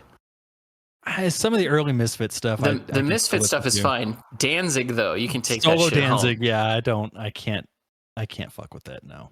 Whoever told him to record that frickin' Elvis album, he should fire. Oh, I forgot that was even a thing. That wasn't even that long ago. No. Yeah. Yeah, that I could never believe that when I first learned that he recorded that Elvis covers album. And then I saw it in person in a record store and it's real. Thankfully that was after I worked at a record store, so I never had to deal with that horse shit. Jesus, I would have slapped anybody who came in asking for that. And we had a lot of people that asked for bad albums, and it was hard to sell them. But yeah, why? I don't understand him. That's one of those situations of like, who asked for this? Yeah, exactly. Who was sitting around going, I gotta hear pound. Can we please get Glenn Danzig to sing Love Me? Please. The world needs this. It's 2020. Like, I can kind of understand, I guess, the concept. Like, if Peter Steele had done an Elvis, I'd be more interested in that. I could see that. Yeah, I could see that. And he's still in that, like, gothic, but it's the Danzig specifically where I'm just like, why? What were you cooking up? Or what did you think you were cooking up over there in the studio? Yeah. I think if I'm going to take a big, tall, long-haired dude, I'm going to take Peter Steele over Glenn Danzig. He's hotter too. Yeah. Oh, for sure. For sure. Sucks that he died. I remember that. That fucking sucked. Yeah, just was too large of a person. That's just such a hard thing for people to live with, which is always a weird thing to think about. Yeah. Just like, yeah, you can be physically too large of a Just to your body dude was like almost gives 7 up. feet tall. Yeah, he's huge. I never got to see them in concert. I always wanted to, but Man, that would have been such a good show, Typo Negative. yeah. Yeah. I will always miss out on the fact that I never got to see them. I want to go back and watch Deathbed again now. I don't have that tape anymore though. Oh no, not there's a place here in Madison where it's some guy's VHS archive and you can check out VHS tapes from it. Oh, that's cool. It is really cool. Yeah, he's got like thousands of freaking VHS tapes from all across the world with like different types of cinema. It's really good. Makes me wish I still had a VCR. Yeah, I had one up until I think 5 years ago. I had an old CRT TV that had it built into it, and that was the last VHS player I had. And it just died. The last thing I watched on it was a Frank Zappa bootleg, actually. Oh hell yeah! I think part of the problem is that I can't see Michael Cera as anyone except George Michael Bluth. So it just looked like George Michael was in his like cosplaying. first ever role in your mind. It sucks. And I feel bad for him because I like him, but I just can't. I have a weird history with Arrested Development, and so it's that show stays in my mind a lot. It's a good show, and it is. I actually going back. Okay, I'm gonna tie this back to our VHS discussion from earlier. Nice. This would have been, when did that show debut? 2001? Arrested Development? 2003. So I got a phone call. This would have been right before I left for college. I got a phone call at my house, and I used to have a habit of like anyone who called, I would answer, and if it was telemarketers, I would just screw with them because I had nothing else to do and I wanted to waste their time. So I answered the phone, and it's this lady was like, "Hey, we're doing a survey for new TV shows, and we want to send out tester tapes and get people's opinions. So if you want, we'll send you these 2 shows, and we want you to watch the episode, the pilot episode for these shows, and tell us what you think." Okay, I thought they were joking, and it was just I was wasting someone else's time. Lo and behold, like 6 weeks later, I get 2 VHS tapes in the mail. One of them is the pilot episode of Arrested Development, which had not aired at that time. The other one, I can't remember what it was, but it had Julia Louis-Dreyfus. And it wasn't good. It just was not. I don't even remember if it ever made it to air. But it was just very standard sitcom kind of thing. It was just not great. But then they called me back like 2 weeks later, and they were like, "Hey, what did you think of the shows?" And I was like, Arrested Development was great. That show was hilarious, and I loved it, and it was totally different than a lot of sitcoms that are on right now, and blah blah blah blah blah. The other one, whatever, it was terrible. And then Arrested Development becomes a thing like shortly thereafter. It was really weird. Did you have to send them the tape back, or do you still have that tape? I did have to send the tape back, unfortunately. Dang, that would have been cool to have. Yeah. I do wish I could have kept that, but it was just a regular VHS tape with a white sticker that said Arrested Development on it. I wish for the life of me I could remember the other show. It was interesting that it had Julia Louis-Dreyfus because she went on to be in Arrested Development, but whatever that other show was, just meh. I think that Carl Weathers' appearance on Arrested Development might be my favorite cameo that's ever been in anything. His obsession with Stu. His obsession with Stu, the fact that he's like a super cheap, like skeevy, like LA guy. Like it's so incredible. Oh my god. The first 3 seasons of that show were just about perfect. Yep. And then everyone got too famous and it was impossible to record them in the same room, and Netflix tried anyway. Fucked it all up. Yep. I could not do season 4 at all. It's not worth watching. Didn't even try season 5. Season 5's worse. Is it? Ugh. Yeah, it's worse. I remember hearing when Netflix picked it up and they were like, oh yeah, we're going to show, it's basically like we're doing one episode but from different POVs. I was like, there's no way that's going to be good. Like you can't hold No. that for a season. No, and the whole reason was just that they literally could not get them in the same room as each other because everyone was too fucking famous. Like, that's the crazy thing to me, is that this show that was like this sitcom in the early 2000s, you know, ended up having some of the most advanced humor. Like that has currently modern humor in it in 2003. Yeah. And just all of the people that were on that and what they ended up doing afterwards. It's wild. Yeah, it's wild. Dave Attell's cameo where he's playing Oh God. freaking because you gotta go talk to his wife. Wait, this guy's straight? I'm just glad that the world doesn't need VCRs anymore. Like, Oh, come on, man. I mean, I'm all for archiving things, but a cassette's not a very stable archive. How else are you going to record the news? That's a great question. How am I going to record the news?